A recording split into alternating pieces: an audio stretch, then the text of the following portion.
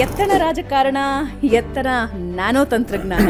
ಎಲ್ಲ ಸಮಸ್ಯೆಗೂ ಎಲ್ಲರೂ ಪರಿಹಾರ ಕೊಡ್ಲಿಕ್ಕೆ ಆಗ್ತದ? ಈ ತರ ಯೋಚನೆ ಮಾಡ್ತಾ ಮಾಡ್ತಾ ಮಾಡ್ತಾ ಗೊತ್ತಾಗದ ಹಾಗೆ ಸಿಕ್ಕಿದ್ದು ನ್ಯಾನೋ ತಂತ್ರಜ್ಞಾನಕ್ಕೆ. ಅನಂತಕುಮಾರ್ ಹೆಗಡೆ ಅವರು ರಾಜಕಾರಣನ ಬಿಟ್ರ ಅಥವಾ ರಾಜಕಾರಣ ಅನಂತಕುಮಾರ್ ಹೆಗಡೆ ಅವ್ರನ್ನ ಬಿಡ್ತಾ?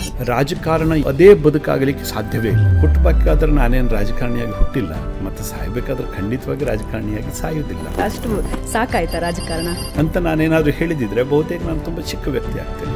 ರಾಜಕೀಯ ಅಂದ್ರೆ ಥಿಂಕ್ ಬಿಗ್ ಡೂ ಬಿಗ್ ಅಂತ ಇರುತ್ತೆ. Nano is the smallest one. ಹೌದು, ನ್ಯಾನೋ ತುಂಬಾ ಚಿಕ್ಕದು. ತುಂಬಾ ಜನಗಳಿಗೆ ಇದ್ರ ಬಗ್ಗೆ ಗೊತ್ತಿಲ್ಲ. ಸಂಸ್ಕೃತದಲ್ಲಿ ಒಂದು ಮಾತನ್ನು ಹೇಳ್ತಾರೆ, ಅಣೋರಣೀಯಾನ್ ಮಹತೋ ಮಹೀಯಾನ್. ಇವತ್ತು ನನಗೆ ಅರ್ಥ ಆಗ್ತಾ ಇದೆ, ಮುಂದಿನ ತಲೆಮಾರಿನ ತಂತ್ರಜ್ಞಾನ ನ್ಯಾನೋ ತಂತ್ರಜ್ಞಾನ. 40 ವರ್ಷಗಳ ಹಿಂದೆ IT ಬಗ್ಗೆ ಟೀಕೆ ಕೂಡ ಮಾಡ್ತಿದ್ವಿ. ಒಂದು ಕಂಪ್ಯೂಟರ್ ನೋಡ್ಕೊಂಡು ಇದೇ ಒಂದು ಡಬ್ಬ ಜಗತ್ತಿನಲ್ಲಿ ಭಾರಿ ಬದಲಾವಣೆ ಮಾಡ್ಬಿಡ್ತದ? ನ್ಯಾನೋ ತಂತ್ರಜ್ಞಾನ ಪ್ರವೇಶ ಮಾಡದೇ ಇರತಕ್ಕಂಥ ಬದುಕಿನ ರಂಗವೇ ಇಲ್ಲ. ನ್ಯಾನೋ ಅಂದ್ರೆ ಸಣ್ಣದು ಅನ್ನೋದಂತೂ ಅರ್ಥ ಆಗಿದೆ. ಆರೋಗ್ಯದಲ್ಲಿ, ಸ್ಪೇಸ್ನಲ್ಲಿ, ಟೆಕ್ನಾಲಜಿಯಲ್ಲಿ ಹೆಂಗ್ ವರ್ಕ್ ಆಗುತ್ತೆ? ಮಣ್ಣಿನಲ್ಲಿ ಫಲವತ್ತತೆಯನ್ನು ಬೆಳೆಸಬೇಕು ಅಂತ ನ್ಯಾನೋ ತಂತ್ರಜ್ಞಾನ ಬೇಕು. ಮಂಗಳಯಾನಕ್ಕೆ, ಆದಿತ್ಯಯಾನಕ್ಕೆ, ಗಗನಯಾನಕ್ಕೆ ಬೇಕಾಗಿರ್ತಕ್ಕಂಥ ಚಿಪ್ಗಳನ್ನು ತಯಾರು ಮಾಡಬೇಕಾದ್ರೂ ಕೂಡ ನ್ಯಾನೋ ಬೇಕು. ಸಾವಿರಾರು ವರ್ಷಗಳಿಂದನೂ ಕೂಡ ನ್ಯಾನೋ ತಂತ್ರಜ್ಞಾನ ಬಳಕೆಯಲ್ಲಿತ್ತು. ಆದರೆ ನ್ಯಾನೋ ಅಂತಂದ್ರೆ ಎಷ್ಟು ದೊಡ್ಡದು? That is 1 nanometre. Cancer treatment ಅನ್ನ ಬಹಳ ಯಶಸ್ವಿಯಾಗಿ ನೀಡ್ತಾ ಇದ್ದೀರಾ. ಇವತ್ತು ಜಗತ್ತಿನಲ್ಲಿ ಯಾರೂ ಕೂಡ ಇದನ್ನು ಮಾಡಿಲ್ಲ. ನಮಗೆ ಯಶಸ್ಸು ಸಿಕ್ತು. ನಾನು ಹೇಳಿದಷ್ಟು ಸುಲಭದಲ್ಲಿ ಆ ತಂತ್ರಜ್ಞಾನ ಇರುವುದಿಲ್ಲ.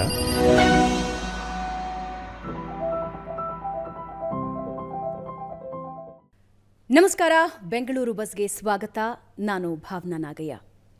ಇವತ್ತು ನಮ್ಮ ಜೊತೆ ಇರೋ ಗಣ್ಯ ಅತಿಥಿಗಳು ದಶಕಗಳ ಕಾಲ ಸಂಸದರಾಗಿ, ಕೇಂದ್ರ ಸಚಿವರಾಗಿ, ಜನಾನುರಾಗಿಯಾಗಿ ಹೆಸರು ಮಾಡಿದವರು. ಇವರ ಒಂದು ಸ್ಟೇಟ್ಮೆಂಟ್, ಒಂದು ನಡೆ ಹಳ್ಳಿಯಿಂದ ದಿಲ್ಲಿಯವರೆಗೆ ಜನ ಇವರತ್ತ ನೋಡುವಂತೆ ಮಾಡುವ ಛಲಗಾರ. ಇವರು ಯಾವುದೇ ವಿಷಯಕ್ಕೆ ಕೈ ಹಾಕಿದ್ರೂ ಅದರಲ್ಲಿ ಉನ್ನತ ಮಟ್ಟಕ್ಕೆ ಹೋಗುವವರೆಗೂ ಬಿಡದ ಛಲಗಾರ. ಜನಸಾಮಾನ್ಯರಿಗೆ ಅತಿ ಕಡಿಮೆ ಗೊತ್ತಿರುವಂತಹ ಒಂದು ತಂತ್ರಜ್ಞಾನದತ್ತ ಇವರು ಹೊರಳಿ ಸುಮಾರು 2.5 ದಶಕ ಆಗಿದೆ. ಈಗ ಆ ತಂತ್ರಜ್ಞಾನದ ಮೂಲಕವೇ ಇಡೀ ವಿಶ್ವ ಇವರತ್ತ ತಿರುಗಿ ನೋಡುವಂತೆ ಮಾಡಿದ್ದಾರೆ. ಇವರಿನ್ಯಾರೂ ಅಲ್ಲ, ದಕ್ಷಿಣ ಭಾರತದ ಫೈರ್ ಬ್ರ್ಯಾಂಡ್ ಅನಂತಕುಮಾರ್ ಹೆಗಡೆ ಅವರು ನಮ್ಮ ಜೊತೆ ಇದ್ದಾರೆ. ಸರ್ ನಮಸ್ಕಾರ, ಕಾರ್ಯಕ್ರಮಕ್ಕೆ ಸ್ವಾಗತ. ನಮಸ್ಕಾರ. ಹೇಗಿದ್ದೀರಿ ಸರ್? ಗ್ರೇಟ್. ಸಂಸತ್ತಿನಲ್ಲಿ ನೀವು ಮಾತನಾಡುವಾಗ ಬಿಟ್ಟಗಣ್ಣು ಬಿಟ್ಟ ಹಾಗೆ ನಾನು ಸೇರಿದಂತೆ ಹಲವಾರು ಜನ ನಿಂತು ನೋಡ್ತಾ ಇದ್ದೀವಿ. ನಿಮ್ಮ ಒಂದು ಸ್ಟೇಟ್ಮೆಂಟ್ ಯಾವಾಗಲೂ ಒಂದು ಹೆಡ್ಲೈನ್ ಆಗುತ್ತೆ, ನಿಮ್ಮ ಒಂದು ನಡೆ ಯಾವಾಗಲೂ ಒಂದು ಹೆಡ್ಲೈನ್ ಆಗುತ್ತೆ. ಕೇವಲ ಕರ್ನಾಟಕಕ್ಕೆ ಮಾತ್ರ ಅಲ್ಲ, ದಿಲ್ಲಿಯವರೆಗೂ ಕೂಡ ಅದೊಂದು ಹೆಡ್ಲೈನ್ ಆಗುತ್ತೆ. ಹಾಗೆ ಒಂದು ವಿಶಿಷ್ಟ ತಂತ್ರಜ್ಞಾನದ ಮೂಲಕ ಸಾಮಾನ್ಯ ಜನರಿಗೆ ಬಹಳ ಕಡಿಮೆ ಗೊತ್ತಿರುವಂಥ ವಿಷಯ ಇದು. ಆದರೆ ತುಂಬ ಪವರ್ಫುಲ್ ತಂತ್ರಜ್ಞಾನದ ಮೂಲಕ ಈಗ ಮತ್ತೊಂದು ಸಲ ವಿಶ್ವ ನಿಮ್ಮತ್ತ ತಿರುಗಿ ನೋಡೋ ಹಾಗೆ ಮಾಡ್ತಾ ಇದ್ದೀರಾ. ಆದರೆ ಎತ್ತಣ ರಾಜಕಾರಣ, ಎತ್ತಣ ನ್ಯಾನೋ ತಂತ್ರಜ್ಞಾನ ಹೆಂಗೆ ನೋಡಿ, ಜಗತ್ತು ತುಂಬ ದೊಡ್ಡದಿದೆ. ನಾವು ಎಷ್ಟೋ ಸರಿ ಅನ್ಕೊತೀವಿ ನಾವಿರುವಂಥದ್ದೇ ಜಗತ್ತು ಅಂತ ಅನ್ಕೊಂಡ್ಬಿಡ್ತೀವಿ. ಅದೇ ಭ್ರಮೆಯಲ್ಲೇ ಇರ್ತೀವಿ. ಹೊರ ಜಗತ್ತನ್ನು ಇಣುಕಿ ನೋಡ್ತಕ್ಕಂಥ ವ್ಯವಧಾನ ಕೂಡ ನಮ್ಮ ಹತ್ರ ಇರುವುದಿಲ್ಲ, ಬೇರೆ ಬೇರೆ ಕಾರಣಗಳಿಂದ. ಅದು ವ್ಯಾವಹಾರಿಕತೆಯ ಕಾರಣ ಇರಬಹುದು, ಅಥವಾ ವೈಯಕ್ತಿಕ ಆಸಕ್ತಿಯ ಕಾರಣ ಇರಬಹುದು. ನಾವು ಹೊರಗಡೆ ಇಣುಕಿ ನೋಡೋದೇ ಇಲ್ಲ. ಹೊರಗಡೆ ನೋಡಿದಾಗ ನಮಗೆ ಜಗತ್ತು ತುಂಬ ದೊಡ್ಡದಾಗಿ ಕಾಣುತ್ತೆ. ನಾನು ಎಷ್ಟೋ ಸರಿ ಹೇಳ್ತಾ ಇರ್ತೀನಿ, ನಮ್ಮ ಕಣ್ಣಿಗೆ ಕಾಣತಕ್ಕಂಥ ಜಗತ್ತು ತುಂಬ ಚಿಕ್ಕದು, ಕಣ್ಣಿಗೆ ಕಾಣದೇ ಇರತಕ್ಕಂಥ ಜಗತ್ತು ತುಂಬ ದೊಡ್ಡದಿದೆ ಅಂತ. ಹೀಗೆ ಒಮ್ಮೆ ಅಧ್ಯಯನದಲ್ಲಿ ಆಸಕ್ತಿ ಬೆಳೆದರೆ ಅದು ನಮ್ಮನ್ನು ಎಲ್ಲೆಲ್ಲೋ ತೊಗೊಂಡು ಹೋಗುತ್ತೆ. ಅದರಲ್ಲಿಯೂ ಕೂಡ ಅಧ್ಯಯನದಲ್ಲಿ ಕೇವಲ ಆಸಕ್ತಿ ಅಷ್ಟೇ ಅಲ್ಲ, ಆಳಕ್ಕೆ ಇಳಿತಕ್ಕಂಥ ಒಂದು ಛಲ ಇದ್ದಾಗ ಹೊಸ ಜಗತ್ತಿನ ಅನಾವರಣ ಆಗುತ್ತೆ. ನಾನು ರಾಜಕೀಯದಲ್ಲಿದ್ದಾಗ ಅನ್ನಿಸ್ತಿತ್ತು, ರಾಜಕೀಯದ ಆ ಪರಿಧಿಯಲ್ಲಿ ಅದರಲ್ಲಿ ಒಂದು ರೀತಿಯ ಥ್ರಿಲ್ ಇರ್ತಿತ್ತು. ಎವ್ರಿ ಡೇ ಪ್ರತಿನಿತ್ಯನೂ ಜನ ಬರ್ತಾರೆ, ಹಾರ ಹಾಕ್ತಾರೆ, ಭಾಷಣ ಕರೀತಾರೆ, ಭಾಷಣ ಹೊಡಿತೀವಿ, ಚಪ್ಪಾಳೆ ಹೊಡಿತಾರೆ, ಸುದ್ದಿ ಆಗತ್ತೆ. ಅದು ಒಳ್ಳೆ ಸುದ್ದಿ ಆಗ್ತದೋ, ನೆಗೆಟಿವ್ ಆಗಿ ಮಾಡ್ತಾರೋ, ಪಾಸಿಟಿವ್ ಆಗಿ ಮಾಡ್ತಾರೋ ಆ ಪ್ರಶ್ನೆ ಬೇರೆ. ಯಾವತ್ತೂ ಕೂಡ ಚಾಲ್ತಿಯಲ್ಲಿರ್ತೀವಿ. ಏನೋ ಒಂದು ರೀತಿ ಥ್ರಿಲ್ ಇರ್ತಿತ್ತು. ಥ್ರಿಲ್ ಬೇರೆ, ಸ್ಯಾಟಿಸ್ಫ್ಯಾಕ್ಷನ್ ಬೇರೆ. ಥ್ರಿಲ್ ಇದು ಜೀವನದಲ್ಲಿ ತುಂಬ ದಿವಸಗಳ ಕಾಲ ಆಸರಿಯಾಗಿರುವುದಿಲ್ಲ. ಅದು ಆ ಕ್ಷಣಕ್ಕೆ ಮಾತ್ರ, ಆ ಕ್ಷಣಕ್ಕೆ ಮಾತ್ರ. ಕೇಳುಗರಿಗೆ ಮತ್ತು ನೋಡುಗರಿಗೆ ಮತ್ತು ನಮಗೂ ಕೂಡ ಒಂದು ಕ್ಷಣದಲ್ಲಿ ಆನಂದವನ್ನು ಕೊಟ್ಬಿಡುತ್ತೆ. ಆದರೆ ಜೀವನ ಹಾಗಿರುವುದಿಲ್ಲ. ಜೀವನ ಬೇರೆ ಇರುತ್ತೆ. ಒಂದು ಕ್ಷಣದ ಬದುಕಲ್ಲ, ಬದುಕು ದಶಕಗಳ ಒಂದು ಸಾಧನೆ ಆಗಿರಬೇಕು. ಕ್ಷಣ ಮಾತ್ರದ ಆನಂದ ಬದುಕಾಗಿರಬಾರ್ದು. ಕ್ಷಣ ಮಾತ್ರದ ಭಾವನೆಗಳು ಬದುಕಾಗಲಿಕ್ಕೆ ಸಾಧ್ಯನೇ ಇಲ್ಲ. ಸೊ ಈ ನಿಟ್ಟಿನಲ್ಲಿ ಆಳಕ್ಕೆ ಇಳಿದಂತೆ ಜನರಿಗೆ ಏನು ಬೇಕು, ಏನಾಗ್ತಾ ಇದೆ, ಹೊರ ಜಗತ್ತು ಹೇಗೆ ಹೊರಟಿದೆ, ಅದರ ಅವಶ್ಯಕತೆಗಳೇನು, ನಮ್ಮ ಪರಿಮಿತಿಯಲ್ಲಿ ನಾವೇನನ್ನು ಮಾಡಬಹುದು, ಎಲ್ಲದನ್ನು ನಾವು ಮಾಡಲಿಕ್ಕಾಗೋದಿಲ್ಲ. ಜಗತ್ತಿನಲ್ಲಿ ತುಂಬ ಸಮಸ್ಯೆಗಳಿದೆ. ಎಲ್ಲ ಸಮಸ್ಯೆಗೂ ಎಲ್ಲರೂ ಪರಿಹಾರ ಕೊಡಲಿಕ್ಕಾಗ್ತದಾ? ಆಗೋದಿಲ್ಲ. ಈ ಥರ ಯೋಚನೆ ಮಾಡ್ತಾ ಗೊತ್ತಾಗದ ಹಾಗೆ ಸಿಕ್ಕಿದ್ದು ನ್ಯಾನೋ ತಂತ್ರಜ್ಞಾನ ಕೈಗೆ. ನ್ಯಾನೋ ತಂತ್ರಜ್ಞಾನ ಅಂದರೆ ಏನು ಅಂತ ಶುರು ಮಾಡೋದಕ್ಕೆ ಮುಂಚೆ ನೀವು ಪಾಡ್ಕಾಸ್ಟಿಗೆ ಬರ್ತಾ ಇದ್ದೀರಾ ಅಂದರೆ ಒಂದಷ್ಟು ಪ್ರಶ್ನೆಗಳು ಬಂದು ಅದರಲ್ಲಿ ಮ್ಯಾಕ್ಸಿಮಮ್ ಒಂದು ಪ್ರಶ್ನೆ ಬಂತು. ಅದನ್ನು ಕೇಳ್ಬಿಟ್ಟು ಮುಂದುವರಿಸ್ಕೊಂಡು ಹೋಗೋಣ. ಅನಂತಕುಮಾರ್ ಹೆಗಡೆ ಅವರು ರಾಜಕಾರಣನ ಬಿಟ್ರಾ ಅಥವಾ ರಾಜಕಾರಣ ಅನಂತಕುಮಾರ್ ಹೆಗಡೆ ಅವ್ರನ್ನ ಬಿಡ್ತಾ? ನೋಡಿ, ಮೊದಲೇ ಹೇಳಿದೆ, ರಾಜಕಾರಣ ಆ ಕ್ಷಣದಲ್ಲಿ ಬಂದಿರತಕ್ಕಂಥ ಒಂದು ಅವಕಾಶ ಆಗಿತ್ತು, ಅದಷ್ಟೇ. ರಾಜಕಾರಣ ಯಾವತ್ತೂ ಕೂಡ ಯಾರ ಬದುಕಿನಲ್ಲಿಯೂ ಅದೇ ಬದುಕಾಗಲಿಕ್ಕೆ ಸಾಧ್ಯವೇ ಇಲ್ಲ. ಅದೇ ಬದುಕಾಗಲಿಕ್ಕೆ ಸಾಧ್ಯವೇ ಇಲ್ಲ. ಆ ಥರ ಯಾರಾದರೂ ಅಂದ್ಕೊಂಡಿದ್ದಿದ್ರೆ ಹುಟ್ಟುವಾಗಲೇ ರಾಜಕಾರಣಿಯಾಗಿ ಹುಟ್ಟುತ್ತೇನೆ ಮತ್ತು ಸಾಯೋ ತನಕನೂ ರಾಜಕಾರಣಿಯಾಗಿ ಸಾಯ್ತೇನೆ ಅನ್ನುವಂಥ ಭ್ರಮೆಯಲ್ಲಿ ಅವರು ಇದ್ದಿದ್ದರೆ ಖಂಡಿತವಾಗಿ ಅವ್ರ ಬಗ್ಗೆ ನನಗೆ ಹೇಳಲಿಕ್ಕೆ ಏನೂ ಇಲ್ಲ. ನಾನು ಕೂಡ ಅದೇ ರೀತಿಯಲ್ಲೇ ನಾನು ಯೋಚನೆ ಮಾಡ್ಕೊಂಡು ಬಂದಿರತಕ್ಕಂಥವನು. ಮತ್ತು ಹಲವಾರು ನನ್ನ ಮಾತುಕತೆಗಳಲ್ಲಿ, ವೇದಿಕೆಗಳಲ್ಲಿ ಎಲ್ಲ ಕಡೆ ಹೇಳ್ತಿದ್ದೆ, ಹುಟ್ಟಬೇಕಾದ್ರೆ ನಾನೇನು ರಾಜಕಾರಣಿಯಾಗಿ ಹುಟ್ಟಿಲ್ಲ, ಮತ್ತು ಸಾಯಬೇಕಾದ್ರೆ ಖಂಡಿತವಾಗಿ ರಾಜಕಾರಣಿಯಾಗಿ ಸಾಯೋದಿಲ್ಲ. ಅಷ್ಟು ಸಾಕಾಯ್ತಾ ರಾಜಕಾರಣ ಅನಂತಕುಮಾರ್ ಹೆಗಡೆ ಅವರಿಗೆ? ಹಾಗಲ್ಲ, ಇದು ಬದುಕು. ಇದು ಬದುಕು. ನೋಡಿ, ಒಂದು ಬದುಕು ಎಷ್ಟು ವರ್ಷ ಇರುತ್ತೆ? ಒಂದು 20 ವರ್ಷ ಗೊತ್ತಿಲ್ಲದ ಹಾಗೆ ಕಳೆದು ಹೋಗುತ್ತೆ. ಕೊನೆಯ ಒಂದು 20ರಿಂದ ಹೆಚ್ಚು ಅಂತಂದ್ರೆ ಒಂದು 60 ವರ್ಷದ ತನಕ ಸಾಧನೆಯನ್ನು ಮಾಡ್ಬೋದು. ಒಂದು 40 ವರ್ಷಗಳ ಅವಧಿ ಸಿಗುತ್ತೆ. ಬೇಡ ಇನ್ನೂ ಸ್ವಲ್ಪ ಅತಿ ಆಸೆಯನ್ನು ಬದುಕಿನ ಬಗ್ಗೆ ಇಟ್ಟುಕೊಂಡು ಗಟ್ಟಿಯಾಗಿದ್ದರೆ 70 ವರ್ಷದ ತನಕ ಸಿಗ್ಬೋದು. ಒಂದು 50 ವರ್ಷಗಳ ಕಾಲ ನಮ್ಗೆ ಆಸಕ್ತಿ ಸಿಗುತ್ತೆ, ಸ್ವಲ್ಪ ಏನೋ ಮಾಡಬೇಕು ಅನ್ನುವಂಥದ್ದು. ಅದರಲ್ಲಿಯೂ ಕೂಡ ಪ್ರಾರಂಭದಲ್ಲಿ ಬದುಕನ್ನು ಅರ್ಥ ಮಾಡ್ಕೊಳ್ಳಿಕ್ಕೆ ಟೈಮ್ ಹೋಗ್ಬಿಡುತ್ತೆ. ಬದುಕಿನಲ್ಲಿ ಮೆಚುರಿಟಿ ಬರಬೇಕು ಅಂತಂದರೆ ಅದು ಅಧ್ಯಯನದಿಂದ ಬರೋದಿಲ್ಲ, ಅನುಭವದಿಂದನೇ ಬರಬೇಕು. 25-30 ವರ್ಷ ಆಗೋ ತನಕ ಬದುಕು ನಿಧಾನವಾಗಿ ಅರ್ಥ ಆಗಲಿಕ್ಕೆ ಶುರುವಾಗುತ್ತೆ. ಆಯಿತು, ಒಂದು 25-30 ವರ್ಷದಲ್ಲಿ ಏನೆಲ್ಲ ಮಾಡಲಿಕ್ಕಾಗತ್ತೆ? ಹಣೆ ಬರ ಏನೆಲ್ಲ ಮಾಡಲಿಕ್ಕಾಗತ್ತೆ? ಎಷ್ಟು ಅವಕಾಶಗಳು ಬರ್ತವೋ ಆ ಎಲ್ಲ ಅವಕಾಶಗಳನ್ನು ಬಳಸ್ಕೋಬೇಕು, ಬೆಳಿಬೇಕು, ಬದುಕಬೇಕು.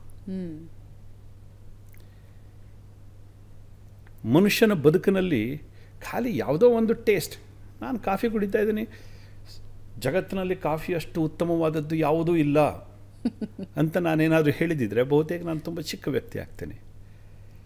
ಕಾಫಿಯೂ ಚೆನ್ನಾಗಿರುತ್ತೆ, ಟೀನೂ ಚೆನ್ನಾಗಿರುತ್ತೆ, ಹಾಲು ಚೆನ್ನಾಗಿರುತ್ತೆ, ಏನೇನೋ ಅದು ಎಲ್ಲ ಚೆನ್ನಾಗಿರುತ್ತೆ. ಬಹಳಷ್ಟು ಜನ ಪೊಲಿಟಿಷಿಯನ್ಸ್ನ ನಾವು ನೋಡಿದ್ದೀವಿ, ದೊಡ್ಡ ದೊಡ್ಡ ಇಂಡಸ್ಟ್ರೀಸ್ನ ಕಟ್ಟಿದ್ದಾರೆ. ಆದರೆ ನೀವು ಹೇಳ್ತೀರಿ, ನಾನು ಸೊಸೈಟಿಗೆ ಏನನ್ನೋ ಕೊಡಬೇಕು ಅಂತಿದ್ದೀನಿ ನ್ಯಾನೋ ಟೆಕ್ನಾಲಜಿ ಮೂಲಕ, ಸೋಷಿಯಲ್ ವೆಲ್ನೆಸ್ನ ಕಾಪಾಡಬೇಕು ಅಂತಿದ್ದೀನಿ, ಹೆಲ್ತ್ ಕಾಪಾಡಬೇಕು ಅಂತಿದ್ದೀನಿ ಅಂತ ನ್ಯಾನೋ ಟೆಕ್ನಾಲಜಿ ಕಡೆಗೆ ಹೋಗ್ತಿದ್ದೀರಾ. ಸಾಮಾನ್ಯವಾಗಿ ರಾಜಕೀಯ ಅಂದರೆ ಥಿಂಕ್ ಬಿಗ್, ಡೂ ಬಿಗ್ ಅಂತ ಇರುತ್ತೆ. Nano is the smallest one. I am curious about the technology. ಆ ಪರಿಮಿತಿಯೇ ಬೇರೆ. ಮಿತಿ ಮತ್ತು ಪರಿಮಿತಿ ಇದರ ಎರಡರಿಂದನೂ ಆಚೆ ಬಂದಾಗ ನಮಗೆ ಜಗತ್ತಿನ ಅನಾವರಣ ಆಗುತ್ತೆ. ಹೌದು, ನ್ಯಾನೋ ತುಂಬ ಚಿಕ್ಕದು, 10⁻⁹. ಕಣ್ಣಿಗೆ ಕಾಣದ, ಊಹಿಸಲಿಕ್ಕೆ ಸಾಧ್ಯವಾಗದೇ ಇರತಕ್ಕಂಥ ಒಂದು ಸ್ಟೇಟಸ್ ಅದು. ತುಂಬ ಜನಗಳಿಗೆ ಇದ್ರ ಬಗ್ಗೆ ಗೊತ್ತಿಲ್ಲ. ಯಾರು ವಿಶೇಷ ಅಧ್ಯಯನ ಮಾಡಿರ್ತಾರೆ ಅಂಥವ್ರಿಗೆ ಮಾತ್ರ ಈ ನ್ಯಾನೋ ತಂತ್ರಜ್ಞಾನದ ಬಗ್ಗೆ ಗೊತ್ತಿರುತ್ತೆ. ನನಗೂ ಚಿಕ್ಕಂದಿನಲ್ಲಿ ನ್ಯಾನೋ ತಂತ್ರಜ್ಞಾನದ ಬಗ್ಗೆ ಅಲ್ಲಲ್ಲಿ ಪೇಪರ್ನಲ್ಲಿ ಬಂದಾಗ ಕುತೂಹಲ ಇರ್ತಿತ್ತು. ನಮ್ಮಲ್ಲಿ ಒಂದು ಸಂಸ್ಕೃತದಲ್ಲಿ ಒಂದು ಮಾತನ್ನು ಹೇಳ್ತಾಳೆ, ಅಣೋರಣೀಯಾನ್ ಮಹತೋ ಮಹೀಯಾನ್ ಅಂತ. ಅಣುವಿನಲ್ಲಿ ಅಣು ಆಗಿರತಕ್ಕಂಥವನು ಭಗವಂತ, ದೊಡ್ಡದರಲ್ಲಿ ದೊಡ್ಡವನಾಗಿರ್ತಕ್ಕಂಥವನು ಭಗವಂತ. ಅಣೋರಣೀಯಾನ್ ಮಹತೋ ಮಹೀಯಾನ್ ಅಂತ. ಹಾಗಿದ್ರೆ ಜಗತ್ತು ಎಷ್ಟು ಚಿಕ್ಕದಿದೆ ನೋಡ್ಬೋಣ. ಎಷ್ಟು ದೊಡ್ಡದಿದೆ ಅದೇನು ನಮಗೆ ಊಹೆಗೂ ಮಿಲುಕದ್ದು. ಆದರೆ ಚಿಕ್ಕದು ಎಷ್ಟಿದೆ ಅದನ್ನಾದರೂ ನೋಡೋ ಪ್ರಯತ್ನ ಮಾಡೋಣ ಅಂತ. ಆಗ ನ್ಯಾನೋ ತಂತ್ರಜ್ಞಾನದ ಒಂದು ಪರಿಚಯ ಆಯಿತು. ಕುತೂಹಲಕ್ಕೆ ಓದ್ತಾ. ನಾನೇನು ತಾಂತ್ರಿಕ ತಜ್ಞನಲ್ಲ, ಇಂಜಿನಿಯರಿಂಗ್ ಮಾಡಿಲ್ಲ, ಸೈನ್ಸ್ ಓದಿಲ್ಲ. ಆದರೂ ಕೂಡ ಏನೋ ಒಂದು ರೀತಿಯ ಅಧ್ಯಯನ ನಮ್ಮನ್ನು ಆ ಕಡೆ ಎಳ್ಕೊಂಡು ಹೋಯಿತು. ನಮ್ಮ ಯೋಗಕ್ಕೆ ಒಳ್ಳೆಯ ವಿಜ್ಞಾನಿಗಳು ನಮ್ಮ ಸಂಪರ್ಕಕ್ಕೆ ಬಂದರು. ಅವರ ಸಂಪರ್ಕಕ್ಕೆ ನಾವು ಬಂದಾಗ ಅವರಿಂದನೂ ಹೆಚ್ಚು ಕಲಿತಕ್ಕಂಥ ಪ್ರಯತ್ನವನ್ನು ನಾವು ಮಾಡಿದ್ವಿ. ಪಾಪ ಅವರು ಕೂಡ ದೊಡ್ಡ ಮನಸ್ಸಿನಿಂದ ನಮಗೆ ಕಲಿಸ್ತಾ ಹೋದರು. ಇವನೇನು ಸೈಂಟಿಸ್ಟ್ ಅಲ್ಲ, ಇವನಿಗೇನಿಗೂ ಗೊತ್ತಿಲ್ಲ, ಇವನ ಹತ್ರ ಯಾವುದು PhD ಇಲ್ಲ, ಯಾವುದೇ ರೀತಿಯ ತಾಂತ್ರಿಕ ಅರ್ಹತೆಗಳಿಲ್ಲ ಅಂತಲ್ಲ. ಪಾಪ ಅವರು ಕೂಡ ಚಿಕ್ಕ ಮಗುವಿನ ಥರ ಹೇಳ್ಕೊಡೋ ಹಾಗೆ ಅವರು ಕೂಡ ನಮ್ಗೆ ಕಲಿಸ್ತಾ ಹೋದರು. ಅವಕಾಶ ಕಲಿತ್ವಿ. ಇವತ್ತು ನನಗೆ ಅರ್ಥ ಆಗ್ತಾ ಇದೆ, ಮುಂದಿನ ತಲೆಮಾರಿನ ತಂತ್ರಜ್ಞಾನ ನ್ಯಾನೋ ತಂತ್ರಜ್ಞಾನ. ಹೇಗೆ ಒಂದು 30-40 ವರ್ಷಗಳ ಹಿಂದೆ IT ಬಗ್ಗೆ ಮಾತಾಡ್ತಾ ಇದ್ವಿ ನಾವು. ಹೌದು, IT ಬಗ್ಗೆ ಮಾತಾಡ್ತಾ ಇದ್ವಿ. ಅವತ್ತಿನ ದಿವಸ ಒಂದು TV ಬಂದಾಗ, ಒಂದು ಕಂಪ್ಯೂಟರ್ ಬಂದಾಗ ಎಲ್ಲರಿಗೂ ಕುತೂಹಲ ಆಗ್ತಿತ್ತು. ಕೈಯಲ್ಲಿ ಮೊಬೈಲ್ ಬಂದಾಗ ಏನೋ ಒಂದು ರೀತಿ ಕುತೂಹಲ ಆಗ್ತಿತ್ತು. ಎಷ್ಟೋ ಸರಿ ನಾವು ಅದನ್ನು ಟೀಕೆ ಕೂಡ ಮಾಡ್ತಿದ್ವಿ. ಒಂದು ಕಂಪ್ಯೂಟರ್ ನೋಡಿಕೊಂಡು ಏನು ಇದು ಒಂದು ಡಬ್ಬ, ಏನು ಜಗತ್ತಿನಲ್ಲಿ ಭಾರಿ ಬದಲಾವಣೆ ಮಾಡಿಬಿಡ್ತದ ಅಂತ ಉಡಾಫೆಯ ಮಾತುಗಳನ್ನು ಹೇಳ್ತಾ ಇದ್ವಿ. ಆದರೆ ಇವತ್ತು IT ಇಲ್ಲದೇ ಬದುಕಿಲ್ಲ, ಆ ಪರಿಸ್ಥಿತಿ ಬಂದ್ಬಿಟ್ಟಿದೆ. ಬದುಕಿನ ಭೂಮಿಯಿಂದ ಆಕಾಶದ ತನಕ, soil to space, IT it is there, information technology it is there. ಹಾಗೆಯೇ ಮುಂದಿನ ದಿವಸಗಳಲ್ಲಿ ನ್ಯಾನೋ ತಂತ್ರಜ್ಞಾನ ಪ್ರವೇಶ ಮಾಡದೇ ಇರತಕ್ಕಂಥ ಬದುಕಿನ ರಂಗವೇ ಇಲ್ಲ.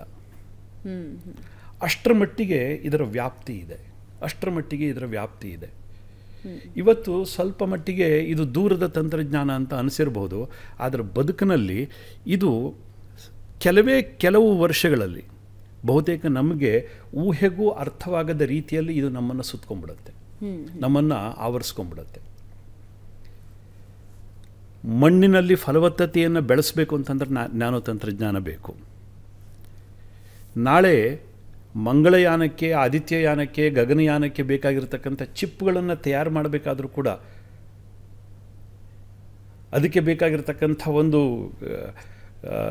ಕಂಪ್ಯೂಟರ್ ತಂತ್ರಜ್ಞಾನ ಇರಲಿ, ಅಥವಾ ಬಾಕಿ ಉನ್ನತ ತಂತ್ರಜ್ಞಾನ ಇರಲಿ, ಅಥವಾ ಎನರ್ಜಿ ಅಬ್ಸಾರ್ಬರ್ ಇರಲಿ, ಎಲ್ಲದನ್ನು ಮಾಡಬೇಕು ಅಂತಂದ್ರೂ ಕೂಡ ನ್ಯಾನೋ ಬೇಕು. Soil to space. ಈ ನ್ಯಾನೋ ಟೆಕ್ನಾಲಜಿಯ ಸಿಕ್ಕುಗಳನ್ನು ಒಂಚೂರು ಬಿಡಿಸ್ಕೊಳ್ತಾ ಹೋಗೋಣ, ಹೆಂಗಿದು ವರ್ಕ್ ಆಗುತ್ತೆ ಅಂತ. ಸಾಮಾನ್ಯ ಜನರಿಗೆ ಅರ್ಥ ಆಗಬೇಕು ಅಂತ ಹೇಳಿದ್ರೆ, ವೀಕ್ಷಕರೇ, ನಾವು ಈ ಹಿಂದೆ ಸಿಮ್ಗಳು ಇಷ್ಟು ದೊಡ್ಡ ಗಾತ್ರದ್ದಿದ್ದವು. ಅದಾದಮೇಲೆ ಟೆಕ್ನಾಲಜಿ ಬೆಳವಣಿಗೆ ಆಗ್ತಾ ಸಣ್ಣ ಸಿಮ್ ಆಯಿತು, ನ್ಯಾನೋ ಸಿಮ್ ಅಂತ ಬಂತು. ಹಾಗೆ ಈಗಾಗಲೇ ಕಂಪ್ಯೂಟರ್ ಬಗ್ಗೆ ಹೇಳ್ತಾ ಹೋದರು, ದೊಡ್ಡ ಡಬ್ಬಗಳಿದ್ವು, ಇವಾಗ ಹ್ಯಾಂಡಿ ಇದೆ. ಆದರೆ ನ್ಯಾನೋ ಟೆಕ್ನಾಲಜಿ ನಿಮ್ಮ ಊಹೆಗೆ ನಿಲುಕದ್ದು, ನ್ಯಾನೋ ಟೆಕ್ನಾಲಜಿಯ ಬಳಕೆ ಇದೆಯಲ್ಲ, ಅದು ನಿಮ್ಮ ಊಹೆಗೆ ನಿಲುಕದ್ದು ಯಾವ ರೀತಿ ಅನ್ನೋದನ್ನು ನಾವು ಅನ್ವೈಂಡ್ ಮಾಡ್ತಾ ಹೋಗೋಣ. ನ್ಯಾನೋ ಟೆಕ್ನಾಲಜಿ ಹೆಂಗೆ ವರ್ಕ್ ಆಗುತ್ತೆ ಸರ್? ಇವಾಗ ನ್ಯಾನೋ ಅಂತ ಹೇಳ್ತೀವಿ, ನ್ಯಾನೋ ಅಂದರೆ ಸಣ್ಣದು ಅನ್ನೋದಂತೂ ಅರ್ಥ ಆಗಿದೆ. Because of sim, because of car, Tata ಅವರ ಕಾರಿಂದನೂ ನ್ಯಾನೋ ಅಂದರೆ ಒಂದು ಸಣ್ಣದು ಅನ್ನೋದು ಅರ್ಥ ಆಗಿದೆ. ಬಟ್ ಅದು ಆರೋಗ್ಯದಲ್ಲಿ, ಸ್ಪೇಸ್ನಲ್ಲಿ, ಟೆಕ್ನಾಲಜಿಯಲ್ಲಿ ಹೆಂಗೆ ವರ್ಕ್ ಆಗುತ್ತೆ? ಇವಾಗ ಒಂದು ನ್ಯಾನೋ ಕಣ ಹೆಂಗೆ ಡಿಸ್ಕ್ರೈಬ್ ಮಾಡ್ತೀರಿ? ಈಗ ನೋಡಿ, 10⁻⁹ ಅದು ಊಹೆಗೆ ನಿಲುಕದ ಒಂದು ಸಣ್ಣದು, ಅಷ್ಟು ಚಿಕ್ಕದದು. ಇದು ಹೇಗೆ ವರ್ಕ್ ಆಗುತ್ತೆ? ಜಗತ್ತಿನಲ್ಲಿ ತುಂಬ ಕಂಪನಿಗಳು ಈ ವಿಷಯದಲ್ಲಿ ಕೆಲಸ ಮಾಡ್ತಾ ಇದ್ದಾವೆ. ಇದು ಇವತ್ತು ನಿನ್ನೆದಲ್ಲ, ಸಾವಿರಾರು ವರ್ಷಗಳಿಂದಲೂ ಕೂಡ ನ್ಯಾನೋ ತಂತ್ರಜ್ಞಾನ ಬಳಕೆಯಲ್ಲಿತ್ತು. ಆದರೆ ಅದರದ್ದು ಒಂದು ಹೈಪ್ ಇರಲಿಲ್ಲ. ಹೇಗೆ ಸಾವಿರಾರು ವರ್ಷದ ಹಿಂದೆ? ಅದು ಪಾಶ್ಚಾತ್ಯರಲ್ಲಿರಬಹುದು ಅಥವಾ ನಮ್ಮಲ್ಲಿ ಭಾರತೀಯರಲ್ಲಿರ್ಬೋದು, ಆಚರಣೆಯಲ್ಲಿತ್ತು. ಅನೇಕ ಇದರಲ್ಲಿ ನ್ಯಾನೋ ಪೇಂಟ್ಗಳನ್ನು ಮಾಡ್ತಾಯಿದ್ರು, ಗ್ಲಾಸ್ ಮ್ಯಾನುಫ್ಯಾಕ್ಚರಿಂಗ್ದಲ್ಲಿ ಬಳಸ್ತಾಯಿದ್ರು, ಔಷಧಿಯಲ್ಲಿ ಬಳಸ್ತಾಯಿದ್ರು, ಬಣ್ಣಗಳಲ್ಲಿ ಬಳಸ್ತಾಯಿದ್ರು. ಹೀಗೆ ಅನೇಕ ಕಡೆಗಳಲ್ಲಿ ನಮ್ಮಲ್ಲಿ ಇವತ್ತು ಆಯುರ್ವೇದದಲ್ಲಿ ಭಸ್ಮಗಳು ಅಂತ ನಾವು ಕರಿತೀವಿ. ಸುವರ್ಣ ಭಸ್ಮ, ರಜತ ಭಸ್ಮ, ಲೋಹ ಭಸ್ಮ, ತಾಮ್ರ ಭಸ್ಮ, ಅಭ್ರಕ ಭಸ್ಮ, ಹೀಗೆ ಬೇರೆ ಬೇರೆ ಬೇರೆ ಬೇರೆ ಭಸ್ಮಗಳನ್ನು ಕರಿತೀವಿ. ಆಯುರ್ವೇದದಲ್ಲಿ ಅದನ್ನು ಬಳಸ್ತಾರೆ, ಇವತ್ತು ಕೂಡ ಬಳಸ್ತಾ ಇದ್ದಾರೆ. ಭಸ್ಮಗಳು ಅಂತಂದರೆ ಇವತ್ತು ಆಯುರ್ವೇದ ತಂತ್ರಜ್ಞರ ಹತ್ರ ಹೋಗಿ ಕೇಳಿದ್ರೆ ಅವ್ರು ಹೇಳ್ತಾರೆ ಅದು ಕೂಡ ನ್ಯಾನೋ ಅಂತ ಹೇಳ್ತಾರೆ. ಆದರೆ ಅವತ್ತಿನ ದಿವಸ ಹೌದಾಗಿರ್ಬೋದು, ಹೌದು ಕೂಡ, ಆದರೆ ಆ ಕ್ಯಾರೆಕ್ಟರೈಸೇಷನ್ ಟೆಕ್ನಾಲಜಿ ಅಷ್ಟು ಮೆಚ್ಯೂರ್ಡ್ ಆಗಿರಲಿಲ್ಲ ಅವತ್ತಿನ ದಿವಸ, ಸಾವಿರಾರು ವರ್ಷದ ಹಿಂದೆ. ಇವತ್ತು ನಾವು ನೋಡ್ತೀವಿ ಅದನ್ನು. ಹೌದು, ನ್ಯಾನೋ ಅಂತಂದರೆ ಯಾವ ಸೈಜಲ್ಲಿದೆ, ಯಾವ ಶೇಪ್ನಲ್ಲಿದೆ, ಎಷ್ಟಿದೆ, ಡೆನ್ಸಿಟಿ ಎಷ್ಟಿದೆ, ಅದು ಹೇಗೆ ವರ್ಕ್ ಆಗುತ್ತೆ, ಇದೆಲ್ಲದನ್ನು ಕೂಡ ಕ್ಯಾರೆಕ್ಟರೈಸೇಷನ್ ನಾವು ಮಾಡ್ತೀವಿ.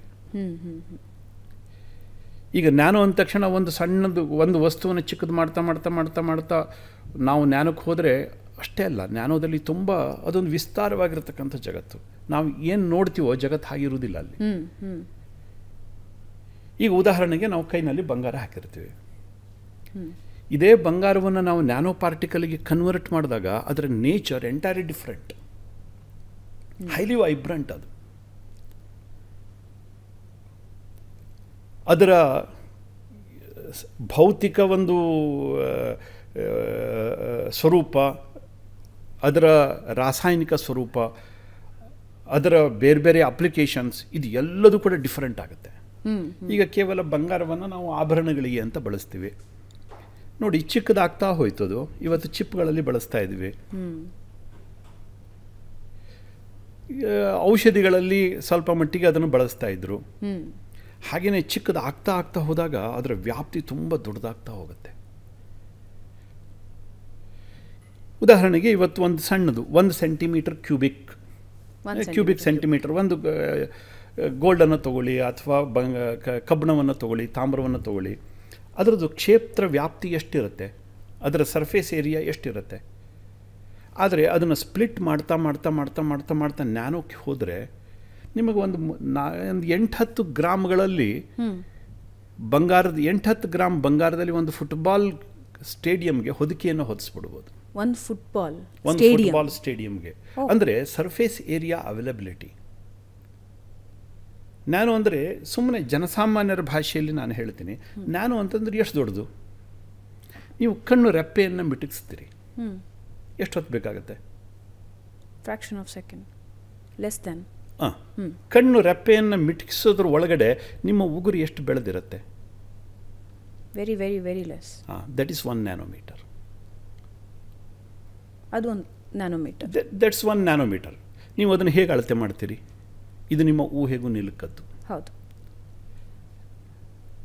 ಸೊ ಹೀಗೆ ಅಷ್ಟು ಚಿಕ್ಕದಾಗಿರತಕ್ಕಂಥ ಕ್ಷೇತ್ರದ ಸರ್ಫೇಸ್ ವ್ಯಾಲ್ಯೂ, ಇದರ ಆಧಾರದ ಮೇಲೆ ಬೇರೆ ಬೇರೆ ಬೇರೆ ಬೇರೆ ಅನೇಕ ಸಂಶೋಧನೆಗಳನ್ನು ಮಾಡಲಿಕ್ಕೆ ಪ್ರಾರಂಭ ಮಾಡಿದ್ರು. ಅದರ ವೈಬ್ರೆಂಟ್ ನೇಚರ್, ನ್ಯಾನೋ ಕನ್ವರ್ಟ್ ಆದಾಗ ಒಂದು ಮೆಟಲ್, ಒಂದು ಪಾಲಿಮರ್ ಅಥವಾ ಮತ್ತೇನೋ ಒಂದು ವಸ್ತು, ಅದು ನ್ಯಾನೋ ಕನ್ವರ್ಟ್ ಆದಾಗ ಹೇಗೆ ವರ್ತನೆ ಮಾಡುತ್ತೆ, ಇದನ್ನೆಲ್ಲ ಅಧ್ಯಯನ ಮಾಡ್ತಾ ಹೋದರು. ಒಂದು ಜನಸಾಮಾನ್ಯರ ಪ್ರಶ್ನೆ ಕೇಳ್ತೀನಿ ನಾನು. ಈಗ ವಸ್ತು ಎಷ್ಟು ದೊಡ್ಡದಿರುತ್ತೋ ಅದರ ಬಳಕೆ ಅಷ್ಟು ದೊಡ್ಡದಿರುತ್ತೆ ಅನ್ನೋದು ಜನಸಾಮಾನ್ಯರ ಆಲೋಚನೆ. ವಸ್ತು ಎಷ್ಟು ಸಣ್ಣದಾಗುತ್ತೋ ಅದರ ಬಳಕೆ ಅಷ್ಟು ಕಡಿಮೆ ಆಗುತ್ತೆ ಅಂತ. ಆದರೆ ನ್ಯಾನೋದಲ್ಲಿ ಇದು ಉಲ್ಟಾ ಇದೆ. ನ್ಯಾನೋವನ್ನು ಎಷ್ಟು ಎಫೆಕ್ಟಿವ್ಲಿ ನಾವು ಬಳಸ್ಕೊಳ್ತೀವೋ ಅದರ ವ್ಯಾಪ್ತಿ ಅಷ್ಟು ದೊಡ್ಡದಿದೆ. ಹೌ ಇಟ್ ವರ್ಕ್ಸ್, ಹೆಂಗೆ ವರ್ಕ್ ಆಗುತ್ತೆ ಅದು? ಉದಾಹರಣೆಗೆ ನ್ಯಾನೋ ಚಿಪ್, ಇವತ್ತು ನ್ಯಾನೋ ಸಿಮ್ಗಳು ಅಂತ ಬಂದಿದೆ. ಹೌದು. ಹೆಸರಿಗೆ ನ್ಯಾನೋ ಸಿಮ್, ಅದರ ಕಣ್ಣಿಗೆ ಕಾಣುತ್ತೆ. ಹೌದು. ಒಂದು ನ್ಯಾನೋ ಪಾರ್ಟಿಕಲ್ ಅಂತ ಅಂದರೆ ಅದು ಸೈಜ್ ಎಷ್ಟಾರು ಇರ್ಬೋದು. ಅದು 1 ನ್ಯಾನೋಮೀಟರ್ ಇರ್ಬೋದು, 10 ನ್ಯಾನೋಮೀಟರ್ ಇರ್ಬೋದು, ಒಂದು 100 ನ್ಯಾನೋಮೀಟರ್ ಇರ್ಬೋದು, 500 ನ್ಯಾನೋಮೀಟರ್ ಇರ್ಬೋದು. ಒಂದು ನ್ಯಾನೋ ಪಾರ್ಟಿಕಲ್ ಅಂತ ನಾವು ಕರಿತೀವಿ. ಇದ್ರ ಎಷ್ಟು ಆಟೋಮ್ಗಳಿರ್ತವೆ? ಬಿಲಿಯನ್ಸ್ ಆಫ್ ಆಟೋಮ್ಸ್ಗಳು ಒಂದು ನ್ಯಾನೋ ಇದರಲ್ಲಿ ಇರ್ತವೆ. ಇವತ್ತು ಕ್ವಾಂಟಮ್ ಕಂಪ್ಯೂಟರ್ ಬಗ್ಗೆ ನಾವು ಯೋಚನೆ ಮಾಡ್ತಾ ಇದ್ವಿ. ಕ್ವಾಂಟಮ್ ಕಂಪ್ಯೂಟರ್ ಅಂತಂದರೆ ಏನು? ಕ್ವಾಂಟಮ್ ಟೆಕ್ನಾಲಜಿ ಅಂತಂದರೆ ಏನು? ನಾವು ಅದರಲ್ಲಿ ಒಳಗಡೆ ಹೇಗೆ ಕೋಡಿಂಗ್ ಮಾಡ್ತೀವಿ, ಹೇಗೆ ಮೆಮೊರಿಯನ್ನು ತುಂಬ್ತೀವಿ, ಈ ತಂತ್ರಜ್ಞಾನವೇ ಬೇರೆ. ಹಾಗೆಯೇ ನ್ಯಾನೋ ಪಾರ್ಟಿಕಲ್, ಕ್ವಾಂಟಮ್ ಇದ್ದಿದ್ದನ್ನು ನ್ಯಾನೋಕ್ಕೆ ಹೋದಾಗ ಅಲ್ಲೊಂದು ಬಿಲಿಯನ್ಸ್ ಆಫ್ ನ್ಯಾನೋ ಕ್ವಾಂಟಮ್ ಏನಿದೆ, ಅಣುಗಳಿದೆ, ಪರಮಾಣುಗಳೇನಿದೆ, ಅದೆಲ್ಲ ಸೇರಿದಾಗ 1 ನ್ಯಾನೋಮೀಟರ್ ಆಗುತ್ತೆ, 1 ನ್ಯಾನೋ ಪಾರ್ಟಿಕಲ್ ಆಗುತ್ತೆ. ಅದು ಆದರೂ ಕಣ್ಣಿಗೆ ಕಾಣೋದಿಲ್ಲ. ಸೊ ಇದನ್ನು ಬಳಸ್ಕೊಂಡು ನೀವು ಚಿಪ್ ಮಾಡ್ತೀರಿ ಅಂತಂದರೆ ನಾಳೆ ಅದು ಎಷ್ಟು ಚಿಕ್ಕದಿರ್ಬೋದು, ನಿಮ್ಮ ಮೊಬೈಲ್ ಎಷ್ಟು ಚಿಕ್ಕದಾಗಬಹುದು, ನಿಮ್ಮ ಟಿ ವಿ ಸ್ಕ್ರೀನ್ ಎಷ್ಟು ತೆಳಗಾಗಬಹುದು, ನಿಮ್ಮ ಅಪ್ಲಿಕೇಶನ್ಸ್. ಉದಾಹರಣೆಗೆ ಸುಮ್ಮನೆ ಇವತ್ತು ಮೆಡಿಕಲ್ ಸೈನ್ಸ್ ಬಗ್ಗೆ ನಾನು ಹೇಳ್ಬೋದಾದರೆ,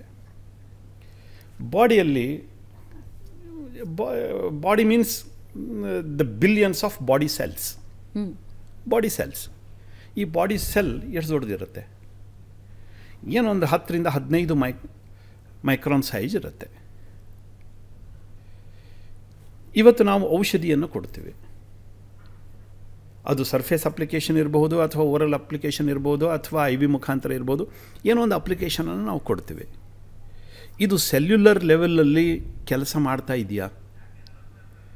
ಮುಂಚೆ ನಮಗೆ ಆ ಜೀವಕೋಶಗಳ ತನಕ ಹೋಗಿ ಅಧ್ಯಯನ ಮಾಡ್ತಕ್ಕಂಥ ಪರಿಸ್ಥಿತಿ ಇರಲಿಲ್ಲ, ತಂತ್ರಜ್ಞಾನ ಅಷ್ಟು ಬೆಳೆದಿರಲಿಲ್ಲ. ಇವತ್ತು ನಾವು ನ್ಯಾನೋ ಪಾರ್ಟಿಕಲ್ ತೊಗೊಂಡಾಗ ಅದು ಸೆಲ್ಯುಲರ್ ಲೆವೆಲಲ್ಲಿ ಹೇಗೆ ಕೆಲಸ ಮಾಡುತ್ತೆ? ಹೌ ಇಟ್ ಈಸ್ ಎಫೆಕ್ಟಿವ್ ಅಂದರೆ ಕದಂಬ ಮೂಲಕ ಹಲವಾರು ಪ್ರಾಡಕ್ಟ್ಗಳನ್ನು ನೀವು ಈಗಾಗಲೇ ಜನರಿಗೆ ಕೊಡ್ತಾ ಇದ್ದೀರಾ. ಆ್ಯಂಡ್ ಕ್ಯಾನ್ಸರ್ ಟ್ರೀಟ್ಮೆಂಟನ್ನು ಕೂಡ ನೀವು ಕೊಡ್ತಾ ಇದ್ದೀರಾ. ಕ್ಯಾನ್ಸರ್ ಟ್ರೀಟ್ಮೆಂಟ್ಗೆ ಆಮೇಲೆ ಬರೋಣ, ಮೊದಲಿಗೆ ಪ್ರಾಡಕ್ಟ್ಗಳ ಬಗ್ಗೆ ಬರೋಣ. How it is different from other products? Because of size. Okay, because of size.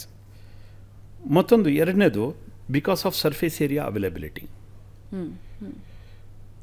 ನಾವು ಸಾವಿರಾರು ವರ್ಷದಿಂದ ಗಿಡಮೂಲಿಕೆಗಳನ್ನು ಬಳಸ್ತಾ ಬಂದಿದ್ವಿ. ಔಷಧಿಗಿರ್ಬೋದು, ಆಹಾರಕ್ಕಿರ್ಬೋದು, ಅಥವಾ ನಮ್ಮ ಬ್ಯೂಟಿ ಪ್ರಾಡಕ್ಟಲ್ಲಿರ್ಬೋದು. ಗಿಡಮೂಲಿಕೆಗಳೇ ನಮ್ಮ ಬದುಕಿನ ಮೂಲ ಸ್ರೋತ ಆಗಿತ್ತು, ಶಕ್ತಿಯಾಗಿದ್ವು. ಇತ್ತೀಚೆಗೆ ಅಲೋಪತಿ ಆ ಸಿಸ್ಟಮ್ ಬೆಳೆದು ಬಂದ ನಂತರದಲ್ಲಿ ಕೆಮಿಕಲ್ ಮಾಲಿಕ್ಯೂಲ್ಸನ್ನು ನಾವು ಬಳಸಲಿಕ್ಕೆ ಶುರು ಮಾಡಿದ್ವಿ. ನಾನು ಮೆಡಿಕಲ್ ಸೈನ್ಸ್ನಲ್ಲೇ ಹೇಳ್ತೀನಿ.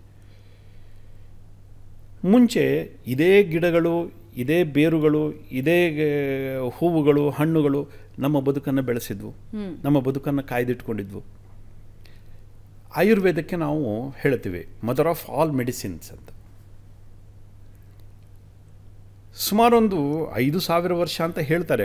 ಅದಕ್ಕಿಂತಲೂ ಎಷ್ಟೋ ಸಾವಿರ ವರ್ಷಗಳ ಮುಂಚಿಂದನೂ ಕೂಡ ಈ ಹರ್ಬಲ್ ಮೆಡಿಸಿನ್ ಚಾಲ್ತಿಯಲ್ಲಿತ್ತು. ಅದೇ ನಮ್ಮನ್ನು ಬದುಕಿಸ್ಕೊಂಡು ಬಂದಿದ್ದು. ಇವತ್ತಿನ ಆಧುನಿಕ ಔಷಧೀಯ ಪದ್ಧತಿ ಇದು ಬಂದು ಕೇವಲ ಒಂದು 100-150 ವರ್ಷ ಆಯ್ತು ಅಷ್ಟೇ, ಅದಕ್ಕಿಂತ ಹಿಂದಿಂದಲ್ಲ ಇದು. ಹಾಗಿದ್ರೆ ಅವು ಹೇಗೆ ಕೆಲಸ ಮಾಡ್ತಾ ಇದ್ವು? It's A proven technology, proven platform. ನಮ್ಮ ಹತ್ರ ಎಲ್ಲದೂ ಸಿಗ್ತವೆ. ನಮ್ಮಲ್ಲಿ ಆಯುರ್ವೇದದಲ್ಲಿ ನಾವು ಹೇಳ್ತೀವಿ ಆರ್ಗನ್ ಸ್ಪೆಸಿಫಿಕ್ ಹರ್ಬ್ಸ್ ಇದ್ದಾವೆ ನಮ್ಮಲ್ಲಿ. ಅಶ್ವಗಂಧ ಹೇಗೆ ಕೆಲಸ ಮಾಡುತ್ತೆ, ಕೇಸರಿ ಹೇಗೆ ಕೆಲಸ ಮಾಡುತ್ತೆ, ಶತಾವರಿ ಹೇಗೆ ಕೆಲಸ ಮಾಡುತ್ತೆ, ಹೀಗೆ ಸಾವಿರ ಪ್ಲ್ಯಾಂಟ್ಗಳನ್ನು, ಗಿಡ ಮೂಲಿಕೆಗಳನ್ನು ಗುರುತಿಸಿ ಅದರ ನೇಚರ್ ಹೇಗಿರುತ್ತೆ ಏನು ಅನ್ನುವಂಥದ್ದನ್ನೆಲ್ಲ ಕ್ಯಾರೆಕ್ಟರೈಸೇಷನ್ ಮಾಡಿ ನಮ್ಮ ಹಿರಿಯರು ನಿಘಂಟುಗಳನ್ನೇ ಬರೆದಿಟ್ಟಿದ್ದಾರೆ. ಆದರೆ ಏನಾಗ್ತಾ ಇತ್ತು, ನಾವು ಸಾಮಾನ್ಯವಾಗಿ ಅಲೋಪತಿಕ್ ಮೆಡಿಸಿನ್ದಲ್ಲಿ ಮತ್ತು ಆಯುರ್ವೇದಿಕ್ ಮೆಡಿಸಿನ್ದಲ್ಲಿ ಒಂದು ವ್ಯತ್ಯಾಸ ಸಾಮಾನ್ಯವಾಗಿ ಜನಸಾಮಾನ್ಯರ ಭಾಷೆಯಲ್ಲಿ ಹೇಳಬೇಕು ಅಂತಾದರೆ, ಆಯುರ್ವೇದಿಕ್ ಮೆಡಿಸಿನ್ ಇದು ಸ್ವಲ್ಪ ಸ್ಲೋ. ರೈಟ್. ಅಲೋಪತಿಕ್ ಮೆಡಿಸಿನ್ ಬೇಗ ತಾಗತ್ತೆ. ಯಾಕೆ? ಅಲೋಪತಿಕ್ ಮೆಡಿಸಿನ್ ಕೆಮಿಕಲ್ ಮಾಲಿಕ್ಯೂಲ್ಸ್, ರಾಸಾಯನಿಕಗಳು. ಆಯುರ್ವೇದಿಕ್ ಮೆಡಿಸಿನ್ ಇದು ನ್ಯಾಚುರಲ್ ಮಾಲಿಕ್ಯೂಲ್ಸ್. ನೀವು ತಗೊಂಡಾಗ ಬಾಡಿಯಲ್ಲಿರ್ತಕ್ಕಂಥ ಎಂಜೈಮ್ಗಳು ಬಿಕಾಸ್ ಆಫ್ ನ್ಯಾಚುರಲ್ ಇಂಗ್ರೀಡಿಯೆಂಟ್ ಇದು ಅವುಗಳನ್ನು ಜೀರ್ಣ ಮಾಡಿಬಿಡ್ತವೆ. ಆಯುರ್ವೇದಿಕ್ ಔಷಧಿಗಳನ್ನು ಜೀರ್ಣ ಮಾಡಿಬಿಡ್ತವೆ. ಬಾಡಿಯಲ್ಲಿರ್ತಕ್ಕಂಥ ಕಿಣ್ವಗಳು ಅಂತ ಕರಿತೀವಿ, ಎಂಜೈಮ್ಸ್ ಅಂತ ಕರಿತೀವಿ, ಅದು ಅದನ್ನು ಜೀರ್ಣ ಮಾಡಿಬಿಡ್ತವೆ. ಬಾಡಿಯಲ್ಲಿ ಅಬ್ಸಾರ್ಬ್ ಆಗ್ತಕ್ಕಂಥ ತುಂಬ ಕಡಿಮೆ ಪ್ರಮಾಣದ ಅಬ್ಸಾರ್ಬ್ ಆದಾಗ ಎಫಿಕಸಿ ಕೂಡ ಅಷ್ಟೇ ಕಡಿಮೆ ಆಗಿರಬೇಕು. ಆದರೆ ಕೆಮಿಕಲ್ ಮಾಲಿಕ್ಯೂಲ್ಸನ್ನು ತೊಗೊಂಡಾಗ ಬಾಡಿ ಎಂಜೈಮ್ಸ್ ಏನಿರ್ತವೆ ಅದು ಕನ್ಫ್ಯೂಸ್ ಆಗ್ತವೆ, ಅದನ್ನು ಡೈಜೆಸ್ಟ್ ಮಾಡಲಿಕ್ಕೆ ಆಗೋದಿಲ್ಲ. ಆಗ ಬಾಡಿ ಅಬ್ಸಾರ್ಬ್ ಮಾಡುತ್ತೆ. ಆಗ ಬಯೋ ಅವೈಲಬಿಲಿಟಿ ಜಾಸ್ತಿ ಆಗುತ್ತೆ. ಬಯೋ ಅವೈಲಬಿಲಿಟಿ ಜಾಸ್ತಿ ಆದಾಗ ಎಫಿಕಸಿನೂ ಜಾಸ್ತಿ ಆಗಬೇಕು. ನಾವೇನು ಮಾಡಿದ್ವಿ ಇದರಲ್ಲಿ, ಆ ಮಾಡರ್ನ್ ಟೆಕ್ನಾಲಜಿಯನ್ನು ತಗೊಂಡ್ವಿ. ಓಕೆ, ಹೇಗೆ? ಉದಾಹರಣೆಗೆ ಕೆಮಿಕಲ್ ಮಾಲಿಕ್ಯೂಲ್, ಎಂಜೈಮ್ಸ್ ಅದನ್ನು ಡೈಜೆಸ್ಟ್ ಮಾಡಲಿಕ್ಕೆ ಆಗೋದಿಲ್ಲ. ನಾವು ನಮ್ಮ ಹಿಂದಿನ ಪದ್ಧತಿಗಳಲ್ಲಿರ್ತಕ್ಕಂಥ ಬಂಗಾರವನ್ನೇ ತೊಗೊಂಡ್ವಿ, ಗೋಲ್ಡನ್ನು ತೊಗೊಂಡ್ವಿ, ಅದನ್ನು ನ್ಯಾನೋ ಕನ್ವರ್ಟ್ ಮಾಡಿದ್ವಿ. ಇಲ್ಲಿ ಆಯುರ್ವೇದದಲ್ಲಿ ಹೇಳಿರ್ತಕ್ಕಂಥ ಎಲ್ಲ ಗಿಡಮೂಲಿಕೆಗಳನ್ನು ತೊಗೊಂಡ್ವಿ, ಅದನ್ನು ಕೂಡ ಕನ್ವರ್ಟ್ ಮಾಡಿದ್ವಿ, ನ್ಯಾನೋ ಕನ್ವರ್ಟ್ ಮಾಡಿದ್ವಿ. ಆ ಗೋಲ್ಡ್ ನ್ಯಾನೋ ಪಾರ್ಟಿಕಲ್ ಮೇಲೆ ಈ ಹರ್ಬಲ್ ನ್ಯಾನೋ ಪಾರ್ಟಿಕಲ್ಸನ್ನು ನಾವು ಲೋಡ್ ಮಾಡಿದ್ವಿ, ಬಾಡಿಯಲ್ಲಿ ಕೊಟ್ವಿ. ಎಷ್ಟು ಸುಂದರವಾಗಿ ಬಾಡಿ ಅಬ್ಸಾರ್ವ್ ಮಾಡಲಿಕ್ಕೆ ಶುರು ಮಾಡ್ತು. ಸುಮಾರು ಒಂದು 25 ವರ್ಷದ ಅಧ್ಯಯನ ಇದೆ ಇದರಿಂದಗಡೆ. ಒಂದು ಔಷಧಿಯನ್ನು ನಾವು ಜನರಿಗೆ ಕೊಡಬೇಕಾದ್ರೆ ಅದರ ಹಿಂದ್ಗಡೆ ಸುದೀರ್ಘವಾಗಿರ್ತಕ್ಕಂಥ ಒಂದು ಅಧ್ಯಯನ ಇರುತ್ತೆ. ಹಾಗೆಯೇ ನಾವು ಮನಸ್ಸಿಗೆ ಬಂದಿದೆ ಅದಕ್ಕೋಸ್ಕರ ಏನೋ ಮಾಡಿದ್ವಿ ಕೊಟ್ವಿ, ಹೀಗೆ ಮಾಡಲಿಕ್ಕೆ ಆಗೋದಿಲ್ಲ. ಆ ವೈಜ್ಞಾನಿಕ ಹಿನ್ನೆಲೆಯಲ್ಲಿ ಅದನ್ನು ಸೆಲ್ಯುಲರ್ ಅಪ್ಟೇಕ್ ಎಷ್ಟಿರುತ್ತೆ, ಅದರದ್ದು ಟಾಕ್ಸಿಸಿಟಿ ಏನು, ಎಫಿಕಸಿ ಏನು, ಅಷ್ಟ ನಂತರದಲ್ಲಿ ಬೇರೆ ಎನಿಮಲ್ ಮಾಡೆಲಿಂಗ್ ಹೇಗೆ, ಆಮೇಲೆ ಹ್ಯೂಮನ್ ಟ್ರಯಲ್ ಹೇಗೆ, ಇದೆಲ್ಲದನ್ನು ಹಂತ ಹಂತವಾಗಿ ಅಂತಾರಾಷ್ಟ್ರೀಯ ಮಟ್ಟದಲ್ಲಿ well established regulatory system it is there. We have to follow that. ಹೀಗೆ ಮಾಡಿದಾಗ ನಮಗೆ ಗೊತ್ತಾಯಿತು. ಇದ್ರ ಮತ್ತೊಂದು ಬ್ಯೂಟಿ ಹೇಳ್ತೀನಿ. ಈ ನ್ಯಾನೋ ಕಣಗಳನ್ನು ನಾವು ಮಾಡಿ ಅದರ ಮೇಲೆ ಹರ್ಬಲ್ ನ್ಯಾನೋ ಪಾರ್ಟಿಕಲ್ಸನ್ನು ಲೋಡ್ ಮಾಡಿದಾಗ ಮುಂಚೆ ನಾವೇನು ಒಂದು 10 ml ಕುಡಿತಿದ್ವಿ, ಔಷಧಿ ಕುಡಿತಿದ್ವಿ, ಅದರಲ್ಲಿ not even 0.1 ml body absorb ಮಾಡ್ತಿತ್ತೋ ಇಲ್ಲೋ ಗೊತ್ತಿಲ್ಲ. ಅದೊಂದು ದೊಡ್ಡ ಕ್ವಶನ್ ಮಾರ್ಕ್ ಇದೆ. ಆದರೆ ಈ ನ್ಯಾನೋ ಪಾರ್ಟಿಕಲ್ಗೆ ನಾವು ಅದನ್ನು ಎನ್ಕ್ಯಾಪ್ಸುಲೇಟ್ ಮಾಡಿ ಕೊಟ್ಟ ನಂತರದಲ್ಲಿ 100% ಒಳಗಡೆ ಹೋಗುತ್ತೆ. 100% ಒಳಗಡೆ ಹೋಗುತ್ತೆ, ಪೆನಿಟ್ರೇಟ್ ಆಗುತ್ತೆ. Because of surface area availability. ನೀವು ಮುಂಚೆ 10 ml ತಗೋಬೇಕಿತ್ತು, ಇವತ್ತು ನಾಟ್ ಇವನ್ 1 ml. ಅದು ಈ ನ್ಯಾನೋ ಪಾರ್ಟಿಕಲ್ಗೆ ಎನ್ಕ್ಯಾಪ್ಸುಲೇಟ್ ಮಾಡಿ ನಾವು ಕೊಟ್ಟಾಗ ಔಷಧಿಯೂ ತುಂಬ ಕಡಿಮೆ ಸಾಕಾಗುತ್ತೆ, ಬಯೋ ಅವೈಲಬಿಲಿಟಿ ಜಾಸ್ತಿ ಆಗುತ್ತೆ, ಸ್ಟೆಬಿಲಿಟಿ ಬರುತ್ತೆ, ಎಫಿಕಸಿ ಬರಲೇಬೇಕು. ಸೊ ಹೀಗೆ ಚಿಕ್ಕದ ಆದಷ್ಟು ಅದರ ವ್ಯಾಪ್ತಿ ದೊಡ್ಡದಾಗ್ತಾ ಹೋಗುತ್ತೆ, ಚಿಕ್ಕದಾದಷ್ಟು ವ್ಯಾಪ್ತಿ ದೊಡ್ಡದಾಗ್ತಾ ಹೋಗುತ್ತೆ. ಅದಕ್ಕೆ ನಾವು ಎಷ್ಟೋ ಸರಿ ಹೇಳ್ತೀವಿ, ಒಂದು ವ್ಯಕ್ತಿತ್ವವನ್ನು ಅಳಿಬೇಕಾದ್ರೆ ಅವನು ಎಷ್ಟು ದೊಡ್ಡ ಕೆಲಸ ಮಾಡಿದ್ದಾನೆ ಅನ್ನುವಂಥದ್ದು ತುಂಬ ಮುಖ್ಯ ಅಲ್ಲ, ಚಿಕ್ಕ ಕೆಲಸಗಳನ್ನು ಎಷ್ಟು ಸುಂದರವಾಗಿ ಮಾಡ್ತಾನೆ ಅದು ತುಂಬ ಇಂಪಾರ್ಟೆಂಟ್. ಅವನ ಶಿಸ್ತಿನ ಬದುಕು, ಒಬ್ಬ ವ್ಯಕ್ತಿಯ ಶಿಸ್ತಿನ ಬದುಕು ಅವನು ಹಾಕೋ ಸೂಟ್ ಬೂಟ್ನಲ್ಲಿ ಇರೋದಿಲ್ಲ, ಅವನು ಹಾಕೋ ಡ್ರೆಸ್ನಲ್ಲಿ ಇರೋದಿಲ್ಲ. ಬೆಳಗ್ಗೆ ಎದ್ದ ತಕ್ಷಣ ಬೆಡ್ಶೀಟನ್ನು ಹೇಗೆ ಮಡಿಸಿಡ್ತಾನೆ, ಮನೆಯಲ್ಲಿ ಹಾಕೋ ಬಟ್ಟೆಗಳನ್ನು ಹೇಗೆ ಇಟ್ಕೊಂಡಿರ್ತಾನೆ, ಮನೆಯಲ್ಲಿ ಸಂಬಂಧಗಳನ್ನು ಹೇಗೆ ಇಟ್ಕೊಂಡಿರ್ತಾನೆ. ಇದು ತುಂಬ ಚಿಕ್ಕದು ವಿಷಯ ಅಲ್ವಾ? ಅದೇ ಬದುಕನ್ನು ಕಟ್ಟುತ್ತೆ, ಅಲ್ಲಿಂದ ಆರಂಭ ಆಗತ್ತೆ. ಬದುಕನ್ನು ಅಲ್ಲಿಂದನೇ ನೋಡಬೇಕಾಗತ್ತೆ. ಒಬ್ಬ ವ್ಯಕ್ತಿಯ ಹೊರಗಿನ ವೇಷ, ಹೊರಗಿನ ಆವೇಶ ಅದು ವ್ಯಕ್ತಿತ್ವ ಆಗಿರೋದಿಲ್ಲ, ಅಳಿಲಿಕ್ಕಾಗೋದಿಲ್ಲ. ಆದರೆ ಅವನ ವ್ಯಕ್ತಿಯ ಡಿಸಿಪ್ಲಿನ್, ಚಾರಿತ್ರ್ಯ, ವ್ಯಕ್ತಿಯ ಒಂದು ವ್ಯಕ್ತಿತ್ವದ ಶಿಸ್ತು, ಬದ್ಧತೆ, ಇದನ್ನು ತುಂಬ ಆಳಕ್ಕೆ ಇಳಿದು ನೋಡಬೇಕಾಗತ್ತೆ. ನೀವು ಮನೆಯಲ್ಲಿ ಎಲ್ಲಾದರೂ ಹೋದಾಗ ಸುಂದರವಾಗಿ ಕಲಾಕೃತಿಗಳನ್ನು ಜೋಡಿಸಿಟ್ಟಿರ್ತಾರೆ, ನೋಡ್ಲಿಕ್ಕೆ ತುಂಬ ಚೆನ್ನಾಗಿ ಕಾಣುತ್ತೆ. ನೀವು ಮನೆಯನ್ನು ಹೋಗಿ ನೋಡಬೇಕು ಅಂತಂದರೆ ಅವ್ರ ಮನೆ ಎಷ್ಟು ಚೆನ್ನಾಗಿಟ್ಟು ಆ ಮೂಲೆ ನೋಡಿದ್ರೆ ಗೊತ್ತಾಗುತ್ತೆ ಎಷ್ಟು ಕಸ ಇರುತ್ತೆ ಅಂತ. ಯಾರೋ ಬಂದರು ಅಂತ ಕರ್ಟನ್ ಸರಿ ಮಾಡಿಟ್ಟು ಹಾರ ಹಾಕಿ ಎಲ್ಲ ಮಾಡಿ ಎಲ್ಲ ಆರ್ಟಿಕಲ್ಸ್ಗಳನ್ನೆಲ್ಲ ಸರಿಯಾಗಿ ಜೋಡಿಸಿಟ್ಟು ಮಾಡಿಬಿಟ್ಟಿರ್ತಾರೆ, ಶೃಂಗಾರ ಮಾಡಿಟ್ಟಿರ್ತಾರೆ. ಆದರೆ ಎಲ್ಲೋ ಮೂಲೆಯಲ್ಲಿ ನೋಡಿದಾಗ ಗೊತ್ತಾಗತ್ತೆ. ಹಾಗೆಯೇ ಚಿಕ್ಕದನ್ನು ಗಮನಿಸ್ಕೊಂಡು ನಾವು ಮುಂದೆ ಬಂದಾಗ ದೊಡ್ಡ ವ್ಯಕ್ತಿತ್ವ ಬೆಳೆಯುತ್ತೆ. ವ್ಯಕ್ತಿತ್ವ ಯೂನಿವರ್ಸಿಟಿಗಳಲ್ಲಿ ರೂಪುಗೊಳ್ಳೋದಿಲ್ಲ, ವ್ಯಕ್ತಿತ್ವ ಸಂಸ್ಕಾರದಲ್ಲಿ ರೂಪುಗೊಳ್ಳುತ್ತೆ. ಚಿಕ್ಕ ಚಿಕ್ಕ ಸ್ವಭಾವಗಳಿಂದ, ಚಿಕ್ಕ ಚಿಕ್ಕ ಆಚರಣೆಗಳಿಂದ, ಅದರಿಂದ ದೊಡ್ಡ ವ್ಯಕ್ತಿತ್ವ ಬೆಳೆಯುತ್ತೆ. ಅದೇನೇ ನ್ಯಾನೋ ತಂತ್ರಜ್ಞಾನ. ನೀವು ಕೆಳಗಡೆ ಇಳಿದಷ್ಟು, ಚಿಕ್ಕದಾಗಿ ಯೋಚನೆ ಮಾಡಿದಷ್ಟು ದೊಡ್ಡ ಸಾಧನೆ ಆಗುತ್ತೆ. ಒಂದು ಮೇಜರ್ ಇಶ್ಯೂಗೆ ಬರೋಣ ಇವಾಗ. ನ್ಯಾನೋ ಟೆಕ್ನಾಲಜಿ, ಅದರಲ್ಲೂ ಸ್ಪೆಷಲಿ ಕದಂಬದ ಗ್ರೀನ್ ನ್ಯಾನೋ ಟೆಕ್ನಾಲಜಿಯಿಂದ ನೀಡ್ತಾ ಇರುವಂತಹ ಮೆಡಿಸಿನ್ಸ್ ಬಗ್ಗೆ, ಕ್ಯಾನ್ಸರ್ ಮಹಾಮಾರಿ ಅಂತಲೇ ಹೇಳಬೇಕು. ಯಾಕಂದರೆ ನಮ್ಮ ಸುತ್ತಮುತ್ತ ಯಾರಿಗೂ ಕ್ಯಾನ್ಸರ್ ಇದೆ ಅಂದರೆ ಒಂದು ಕ್ಷಣ ಜೀವ ಝಲ್ ಅನ್ನತ್ತೆ, ಟೆನ್ಷನ್ ಶುರು ಆಗುತ್ತೆ. ಡಾಕ್ಟರ್ಸ್ ಹೇಳ್ತಿದ್ದಾರೆ ಇತ್ತೀಚಿನ ಟೆಕ್ನಾಲಜಿಯಲ್ಲಿ, ಇತ್ತೀಚಿನ ಬೆಳವಣಿಗೆಯಲ್ಲಿ ಬಹಳಷ್ಟು ಸುಧಾರಣೆಗಳಾಗಿವೆ ಅಂತ. ಬಟ್ ಯಾರಿಗೆ ಕ್ಯಾನ್ಸರ್ ಅಂತ ಹೇಳಿದ್ರು ಒಂದು ಕ್ಷಣ ಜೀವ ನಡಗತ್ತೆ. ಹಾಗೆ ಜನರನ್ನು ಆ ಭಯ ಆವರಿಸ್ಕೊಂಡ್ಬಿಟ್ಟಿದೆ. ಆದರೆ ಕದಂಬ ನ್ಯಾನೋ ಟೆಕ್ನಾಲಜಿಯ ಮೂಲಕ ಕ್ಯಾನ್ಸರ್ ಟ್ರೀಟ್ಮೆಂಟನ್ನು ಬಹಳ ಯಶಸ್ವಿಯಾಗಿ ನೀಡ್ತಾ ಇದ್ದೀರಾ ಅಂತ ನಾವು ಕಳೆದ ಬಾರಿ ನಿಮ್ಮನ್ನು ಭೇಟಿಯಾದಾಗ ಒಂದು 2-3 ಕೇಸಸ್ ಉದಾಹರಣೆಗಳನ್ನು ನೀವು ಕೊಡ್ತಾ ಇದ್ರಿ. So how it works? ಕ್ಯಾನ್ಸರ್ಗೆ ಟ್ರೀಟ್ಮೆಂಟ್ ಹೆಂಗೆ ಸಾಧ್ಯ ಆಗುತ್ತೆ? ನಾನು ಮುಂಚೆನೇ ಹೇಳಿದ್ದೆ, 100 ಕಂಪನಿಗಳು ನ್ಯಾನೋ ತಂತ್ರಜ್ಞಾನದಲ್ಲಿ ಕೆಲಸ ಮಾಡ್ತಾ ಇದ್ದಾವೆ. ನಾವೇನು ಹೊಸದೇನು ಮಾಡ್ತಾ ಇಲ್ಲ.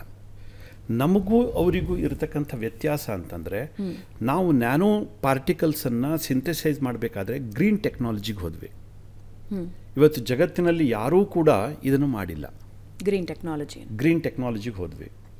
ಎಲ್ಲ ಕೆಮಿಕಲ್ ಸಿಂಥೆಸೈಸೇಷನ್ ಪ್ರೊಸೆಸ್ನಲ್ಲಿರ್ತಾರೆ. ಒಂದು ವಸ್ತುವನ್ನು ಸೈಜ್ ರಿಡಕ್ಷನ್ ಮಾಡ್ತಾ ಅದನ್ನು ನ್ಯಾನೋಗೆ ತಂದುಬಿಟ್ರೆ ಅದು ನ್ಯಾನೋ ಪಾರ್ಟಿಕಲ್ ಅಂತ. ಎಸ್, ಅಫ್ಕೋರ್ಸ್, ಇಲ್ಲ ಅಂತ ನಾನು ಹೇಳೋದಿಲ್ಲ. ಆದರೆ ಅದರಲ್ಲಿ ತುಂಬ ಟಾಕ್ಸಿಕ್ ಸಿಂಥೆಸೈಸೇಷನ್ ಇದನ್ನು ಪದ್ಧತಿಯನ್ನು ಅವರು ಬಳಸ್ತಾರೆ. ಆದರೆ ನಾವೇನು ಮಾಡಿದ್ವಿ, ಪ್ಲ್ಯಾಂಟ್ ಮೆಟೀರಿಯಲ್ಸನ್ನು ಬಳಸ್ಕೊಂಡ್ವಿ. ಅದ್ರ ಬಳಸ್ಕೊಂಡು ನ್ಯಾನೋ ಸಿಂಥೆಸೈಸೇಷನನ್ನು ನಾವು ಶುರು ಮಾಡಿದ್ವಿ. ನಮಗೆ ಯಶಸ್ಸು ಸಿಕ್ತು. ಅದು ತುಂಬ ಸ್ಟೇಬಲ್ ನ್ಯಾನೋ ಪಾರ್ಟಿಕಲ್ಗಳನ್ನು ನಾವು ಡೆವಲಪ್ ಮಾಡಲಿಕ್ಕೆ ಅನುಕೂಲ ಆಯಿತು. ನಾನು ಹೇಳಿದಷ್ಟು ಸುಲಭದಲ್ಲಿ ಆ ತಂತ್ರಜ್ಞಾನ ಇರುವುದಿಲ್ಲ. ಅದನ್ನು ಮಾಡಬೇಕಾದ್ರೆ ದಶಕಗಳ ಒಂದು ತಪಸ್ಸು ಬೇಕಾಗತ್ತೆ. ನಮ್ಮ ವಿಜ್ಞಾನಿಗಳು ಅದನ್ನು ಮಾಡಿದ್ರು. ಮಾಡಿದ ನಂತರದಲ್ಲಿ ಇದರದ್ದೆಲ್ಲ ನಾವು ಅಭ್ಯಾಸ ಮಾಡಿದ್ವಿ. ಸೆಲ್ಯುಲರ್ ಅಪ್ಟೇಕ್ ಎಷ್ಟಿರುತ್ತೆ, ಸೆಲ್ಯುಲರ್ ಟಾಕ್ಸಿಸಿಟಿ ಹೇಗಿರುತ್ತೆ. ಈಗ ಕ್ಯಾನ್ಸರ್ ಅಂತಂದರೆ ಇದೊಂದು ತುಂಬ ಸಂಕೀರ್ಣವಾಗಿರ್ತಕ್ಕಂಥ ರೋಗ. ಯಾವುದೋ ಒಂದು ಔಷಧಿಯನ್ನು ಕೊಟ್ಟು ಎಲ್ಲ ಕ್ಯಾನ್ಸರನ್ನು ನಾನು ಕ್ಯೂರ್ ಮಾಡ್ತೀನಿ ಅಂತ ಹೇಳಲಿಕ್ಕೆ ಆಗೋದಿಲ್ಲ. ಒಂದೊಂದು ಕ್ಯಾನ್ಸರ್ ಒಂದೊಂದು ರೀತಿಯಲ್ಲಿರುತ್ತೆ. ಅದರ ರೆಸಿಪ್ಟರ್ಸ್ ಬೇರೆ ಬೇರೆ ಇರ್ತವೆ. ಇದೆಲ್ಲದಕ್ಕೂ ಅಧ್ಯಯನವನ್ನು ಮಾಡಬೇಕಾಗತ್ತೆ. ಒಂದೊಂದು ಕ್ಯಾನ್ಸರನ್ನು ಕೂಡ ಅಧ್ಯಯನ ಮಾಡಬೇಕಾಗತ್ತೆ. ಅದು ಹೇಗೆ ವರ್ಕ್ ಆಗುತ್ತೆ, ಅದರದ್ದು ಡೈನಮಿಕ್ಸ್ ಏನು. ಒಂದೊಂದು ರೋಗದ್ದು ಒಂದೊಂದು ಡೈನಮಿಕ್ಸ್ ಇರುತ್ತೆ. ಅದು ಇನ್ಫೆಕ್ಷನಲ್ ಡಿಸೀಸ್ ಇರಲಿ, ಕ್ಯಾನ್ಸರ್ ಇರಲಿ, ಆರ್ಥರೈಟಿಸ್ ಇರಲಿ, ಅಲ್ಝಮೈರ್ ಇರಲಿ, ಅಥವಾ ಡಿಮೆನ್ಷಿಯಾ ಇರಲಿ, ಟೈಫಾಯ್ಡ್ ಇರಲಿ, ಇದೆಲ್ಲದಕ್ಕೂ ಕೂಡ ಆಯಾ ಒಂದು ರೋಗಕ್ಕೆ ಅದರದ್ದೇ ಆಗಿರ್ತಕ್ಕಂಥ ಡೈನಮಿಕ್ಸ್ ಇರ್ತವೆ. ಇದನ್ನು ಅರ್ಥ ಮಾಡಿಕೊಂಡು ನಾವು ಔಷಧಿಯನ್ನು ಹುಡುಕಬೇಕು. ಅದರಲ್ಲಿ 2 ಪದ್ಧತಿ ಇತ್ತು. ಒಂದು, ರೋಗಕ್ಕೆ ಔಷಧಿ ಕೊಡಬೇಕು, ರೋಗಿಗೆ ಔಷಧಿ ಕೊಡಬೇಕು. ಪಾಶ್ಚಾತ್ಯ ಸಂಸ್ಕೃತಿಯಲ್ಲಿ ಅವರು ರೋಗಕ್ಕೆ ಔಷಧಿಯನ್ನು ಕೊಡ್ತಾರೆ. ಈಗೀಗ ಅವರಿಗೆ ಅರ್ಥ ಆಗ್ತಾ ಇದೆ. ಇಮ್ಯುನೋಮಾಡ್ಯುಲೇಟರಿ ಥೆರಪಿ ಅಂತ ಹೊಸದಾಗಿ. ಇಮ್ಯುನೋಮಾಡ್ಯುಲೇಟರಿ ಅಂತಂದರೆ ರೋಗಕ್ಕೆ ಕೊಡೋ ಮದ್ದಲ್ಲ, ರೋಗಿಗೆ ಕೊಡೋ ಮದ್ದು. ಬಾಡಿಯ ಇಮ್ಯೂನ್ ಸಿಸ್ಟಮನ್ನು ಡೆವಲಪ್ ಮಾಡೋದ್ರ ಮುಖಾಂತರ ಆ ರೋಗವನ್ನು ನಿಯಂತ್ರಣಕ್ಕೆ ತರಬೇಕು. ಇದು ಅಪ್ರೋಚ್, ಬ್ರಾಡರ್ ಅಪ್ರೋಚ್. ಮುಂಚೆ ಏನು ಅವ್ರದ್ದು ಏನು ಕನ್ಸೆಪ್ಟ್ ಇತ್ತಲ್ಲ, ರೋಗಕ್ಕೆ ಡೈರೆಕ್ಟಾಗಿ ಟಾರ್ಗೆಟ್ ಮಾಡಿರಿ, ರೋಗವನ್ನು ತೆಗೆದುಬಿಟ್ರೆ ಸರಿ ಹೋಗ್ತಾನೆ ಅಂತ. ಅಲ್ಲ, ರೋಗಿ ಸರಿಯಾಗಬೇಕು. ಕಿಮೋಥೆರಪಿ ಕೊಡ್ತಾರೆ. ಕಿಮೋಥೆರಪಿಯಿಂದ ಹೌದು ಕ್ಯಾನ್ಸರ್ ಸೆಲ್ಗಳು ಸಾಯ್ತವೆ, ಅದ್ರ ಜೊತೆಗೆ ಒಳ್ಳೆಯ ಸೆಲ್ಗಳು ಸಾಯ್ತವೆ. ನೀವು ಕಿಮೋಥೆರಪಿ ಆದ ನಂತರದಲ್ಲಿ ನೋಡಿ, ಆ ವ್ಯಕ್ತಿಯ ಸಂಪೂರ್ಣ ಶಕ್ತಿ ಸಂಪೂರ್ಣ ಕುಗ್ಗಿ ಹೋಗುತ್ತೆ. ಇಮ್ಯೂನ್ ಸಿಸ್ಟಮ್ ಡೌನ್ ಆಗುತ್ತೆ. ಅವನಿಗೆ ಆಹಾರ ಸರಿಯಾಗಿ ಸೇರೋದಿಲ್ಲ, ಸರಿಯಾದಂಥ ರೀತಿಯಲ್ಲಿ ಎದ್ದು ನಿಂತ್ಕೊಳ್ಳೋ ಸ್ಥಿತಿಯಲ್ಲಿ ಕೂಡ ಅವನು ಇರುವುದಿಲ್ಲ. ಒಂದು ರೀತಿ ಅವನ ಬದುಕು ಆ ರೋಗಕ್ಕಿಂತಲೂ ಕೂಡ ರೋಗಕ್ಕೆ ಟ್ರೀಟ್ಮೆಂಟ್ ಕೊಟ್ಟ ನಂತರದಲ್ಲಿ ಅವನು ಪಡೋ ನೋವಿದೆಯಲ್ಲ, ಅದು ಭಯಾನಕ ಇರುತ್ತೆ. ಅದಕ್ಕೆ ಆಲ್ಟರ್ನೇಟಿವ್ ಏನು? ಹೌದು, ಕಿಮೋ ಇವತ್ತು ದಿವಸ ಅನಿವಾರ್ಯ. ಅದು ಕ್ಯಾನ್ಸರ್ ಬಂದಿದೆ ಅಂತಂದರೆ ಒಂದು ಸರ್ಜರಿ ಮಾಡ್ತಾರೆ, ಅದಿಲ್ಲ ಅಂತಂದರೆ ರೇಡಿಯೇಷನಿಗೆ ಹೋಗ್ತಾರೆ, ಅದಿಲ್ಲ ಅಂತಂದರೆ ಕಿಮೋ ಕೊಡ್ತಾರೆ. ಇದು 3ನೇ ಮೇಜರ್ ಸಿಸ್ಟಮ್. ಇವತ್ತು ಇಮ್ಯುನೋಮಾಡ್ಯುಲೇಟರಿ ಥೆರಪಿ ಅಂತ ಇವತ್ತೊಂದು ಹೊಸದು ಬಂದಿದೆ. ಆದರೆ ಜನಸಾಮಾನ್ಯರಿಗೆ ಅದು ಅಫೋರ್ಡೆಬಲ್ ಅಲ್ಲ. ಕೋಟಿ ಖರ್ಚು ಮಾಡ್ತಾರೆ, ಹೊರಗಡೆ ಹೋಗ್ತಾರೆ, ಇಮ್ಯುನೋಮಾಡ್ಯುಲೇಟರಿ ಏಜೆಂಟ್ಗಳನ್ನು ಇಂಜೆಕ್ಟ್ ಮಾಡ್ತಾರೆ. ಅಂದರೆ ಕೃತಕವಾಗಿ ನಮ್ಮ ಶಾರೀರಿಕ ಕ್ಷಮತೆಯನ್ನು ಜಾಸ್ತಿ ಮಾಡ್ತಕ್ಕಂಥದ್ದು. ಒಂದು ಆ ಏಜೆಂಟನ್ನು ಬಾಡಿಗೆ ಸೇರಿಸೋ ಮುಖಾಂತರ ಒಂದು ಇಮ್ಯೂನ್ ಸಿಸ್ಟಮನ್ನು ನಾವು ಜಾಸ್ತಿ ಮಾಡ್ತಾ ಇದ್ದೀವಿ ಅಂತ ಹೇಳುವಂಥದ್ದು. ಆದರೆ ನ್ಯಾನೋ ತಂತ್ರಜ್ಞಾನದಲ್ಲಿ ಈ ಗ್ರೀನ್ ನ್ಯಾನೋ ತಂತ್ರಜ್ಞಾನವನ್ನು ಬಳಸಿ ಮುಂಚೆನೇ ಹೇಳಿದ್ವಿ ಇದು 100% non toxic, effective, no chemicals, 100% plant based. ಇದು ಪ್ರೂವ್ ಆಗಿದೆ. ಸೈನ್ಸ್ ನಾನೇನೋ ಹೇಳ್ಬಿಡ್ಬೋದು, ಆದರೆ ಸೈನ್ಸ್ನಲ್ಲಿ ಕತೆ ಹೇಳಲಿಕ್ಕಾಗೋದಿಲ್ಲ. ನಾವು ಪ್ರೂವ್ ಮಾಡಿ ತೋರಿಸ್ಬೇಕಾಗತ್ತೆ, ಡೇಟಾ ಬೇಕಾಗತ್ತೆ. ಸೊ ಹೀಗೆ ಆದ ನಂತರದಲ್ಲಿ ಅಧ್ಯಯನ ಎಲ್ಲ ಆದ ನಂತರದಲ್ಲಿ ಇವತ್ತು ಗ್ರೀನ್ ನ್ಯಾನೋ ತಂತ್ರಜ್ಞಾನದ ಮುಖಾಂತರ ಇವತ್ತೇನು ಔಷಧಿಗಳನ್ನು ನಾವು ಇದು ಮಾಡ್ತಾ ಇದ್ದೀವಿ, ಇದು ನೇರವಾಗಿ ಕ್ಯಾನ್ಸರ್ ಸೆಲ್ಗಳನ್ನೇ ಟಾರ್ಗೆಟ್ ಮಾಡುತ್ತೆ.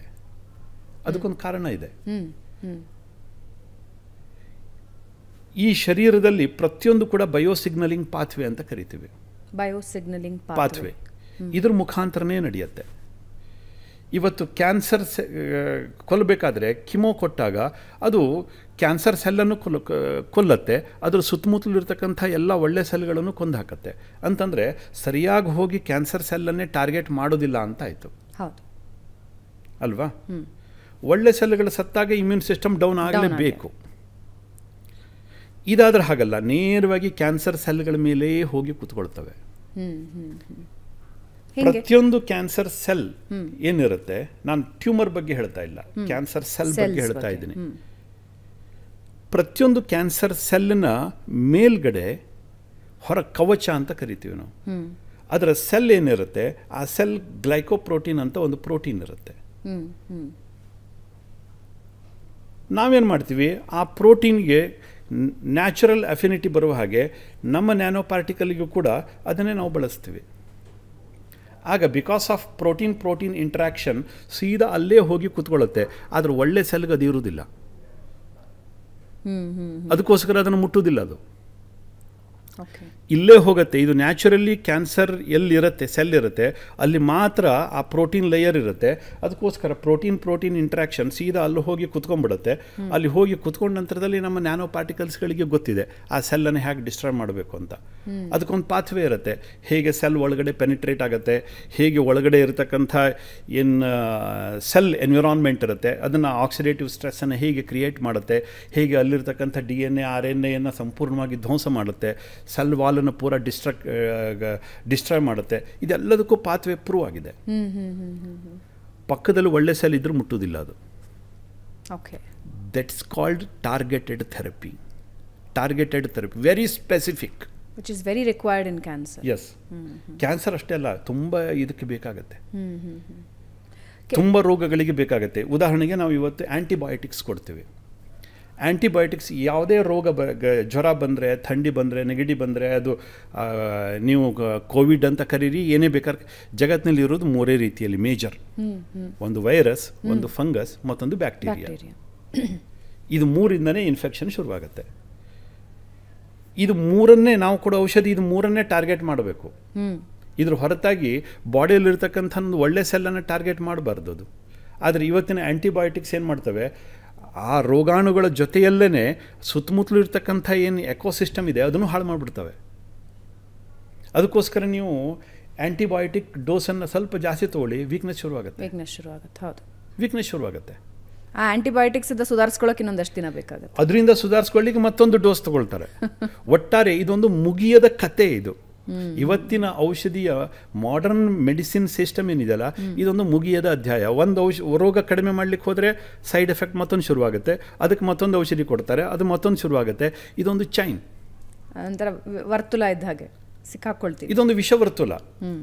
ಪಾಪ ಇದರಲ್ಲಿ ಯಾರದೂ ತಪ್ಪಿಲ್ಲ, ಸೈನ್ಸ್ ಆಗಿದೆ, ಏನು ಮಾಡ್ಲಿಕ್ಕೆ ಆಗೋದಿಲ್ಲ. ಇವತ್ತಿನ ಆಸ್ಪತ್ರೆ, ನಾವು ಎಷ್ಟೋ ಸರಿ ಆಸ್ಪತ್ರೆಗಳಿಗೆ ಬೈದ್ಬಿಡ್ತೀವಿ, ಡಾಕ್ಟರ್ಗಳಿಗೆ ಬೈದ್ಬಿಡ್ತೀವಿ, ಸರಿಯಾಗಿ ಟ್ರೀಟ್ಮೆಂಟ್ ಕೊಟ್ಟಿಲ್ಲ ರೀ ಇವರು, ಏನೇನೋ ಔಷಧಿ ಕೊಟ್ಬಿಟ್ಟಿದ್ದಾರೆ ಅಂತ. ಪಾಪ ಒಂದು ಲಿಮಿಟ್ ಇದೆ, ಅವರಿಗೂ ಒಂದು ಲಿಮಿಟ್ ಇರುತ್ತೆ, ಅದೇ ಔಷಧಿ ಕೊಡಬೇಕು. ಅದು ಬಿಟ್ಟರೆ ಮತ್ತೇನು ಕೊಡ್ತಾರೆ?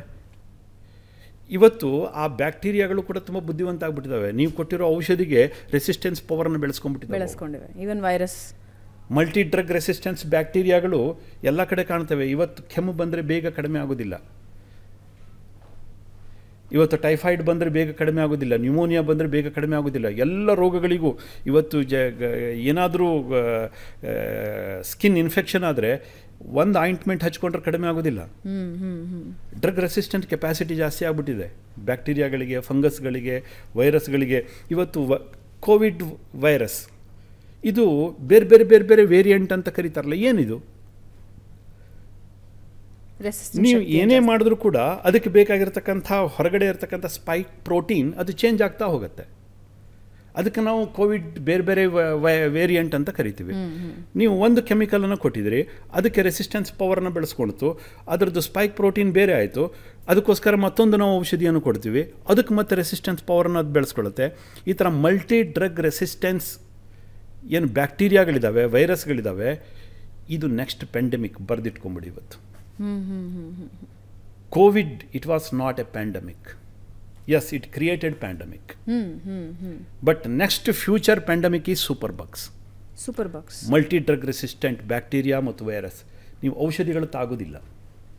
ನೀವು ಏನೇ ಔಷಧಿ ಕೊಟ್ಟರು ತಾಗೋದಿಲ್ಲ ಅದಕ್ಕೆ. ಅದು ರಾಕ್ಷಸಾಕಾರದಲ್ಲಿ ಬೆಳೀಲಿಕ್ಕೆ ಶುರು ಮಾಡಿಬಿಡುತ್ತೆ. ನೀವು ಕೊಟ್ಟಿರೋ ಔಷಧಿಯನ್ನೇ ಅದು ಆಹಾರ ಅಂತ ಬಳಸ್ಕೊಂಡ್ಬಿಡುತ್ತೆ. ಯಾವುದನ್ನು ನೀವು ಆ ವೈರಸ್ಸನ್ನು ಕೊಲ್ಲಬೇಕು, ಬ್ಯಾಕ್ಟೀರಿಯಾವನ್ನು ಕೊಲ್ಲಬೇಕು ಅಂತ ನೀವು ಔಷಧಿಯನ್ನು ಕೊಡ್ತಿರೋ ಅದನ್ನೇ ಆಹಾರವನ್ನಾಗಿ ಬಳಸ್ಕೊಂಡು ಅದು ಬೆಳೀಲಿಕ್ಕೆ ಶುರು ಆಗಿಬಿಡುತ್ತೆ. ಅದಕ್ಕೆ ಸೂಪರ್ ಬಗ್ಸ್ ಅಂತ ಕರಿತೀವಿ. ಬಿಲ್ ಗೇಟ್ಸ್ ಹೇಳಿದರು ನೆಕ್ಸ್ಟ್ ಪ್ಯಾಂಡಮಿಕ್ ಸೂಪರ್ ಬಗ್ಸ್ ಅಂತ. ಬಹುತೇಕ ಮುಂದಿನ ದಿವಸದಲ್ಲಿ ಅದನ್ನು ನೋಡ್ತೀವಿ ನಾವು. ಓಕೆ, ನೀವು ನೋಡಿ, ಆಸ್ಪತ್ರೆಗಳಲ್ಲಿ ಆಪರೇಷನ್ ಥಿಯೇಟರ್ ಇರುತ್ತೆ ಮತ್ತು ಅದರಿಂದ ಸೀದಾ ICUಗೆ ತರ್ತಾರೆ, ಆಪರೇಷನ್ ಥಿಯೇಟ್ರಿಂದ ತರ್ತಾರೆ. ICU ಕ್ಲೀನ್ ಮಾಡಬೇಕಾದ್ರೆ ಮತ್ತು ಆಪರೇಷನ್ ಥಿಯೇಟರ್ ಕ್ಲೀನ್ ಮಾಡಲಿಕ್ಕೆ ಅದಕ್ಕೊಂದು ಪ್ರೋಟೋಕಾಲ್ ಇದೆ. ಇಡೀ ಹಾಸ್ಪಿಟಲಿಗೆ ಇಲ್ಲದೆ ಇರತಕ್ಕಂಥ ಪ್ರೋಟೋಕಾಲ್ ಅಲ್ಲಿರುತ್ತೆ. ಅಲ್ಲಿ ಬೇರೆ ಬೇರೆ ಬೇರೆ ಬೇರೆ ಕೆಮಿಕಲ್ಗಳನ್ನು ಯೂಸ್ ಮಾಡ್ತಾರೆ ಕ್ಲೀನ್ ಮಾಡಬೇಕಾದ್ರೆ.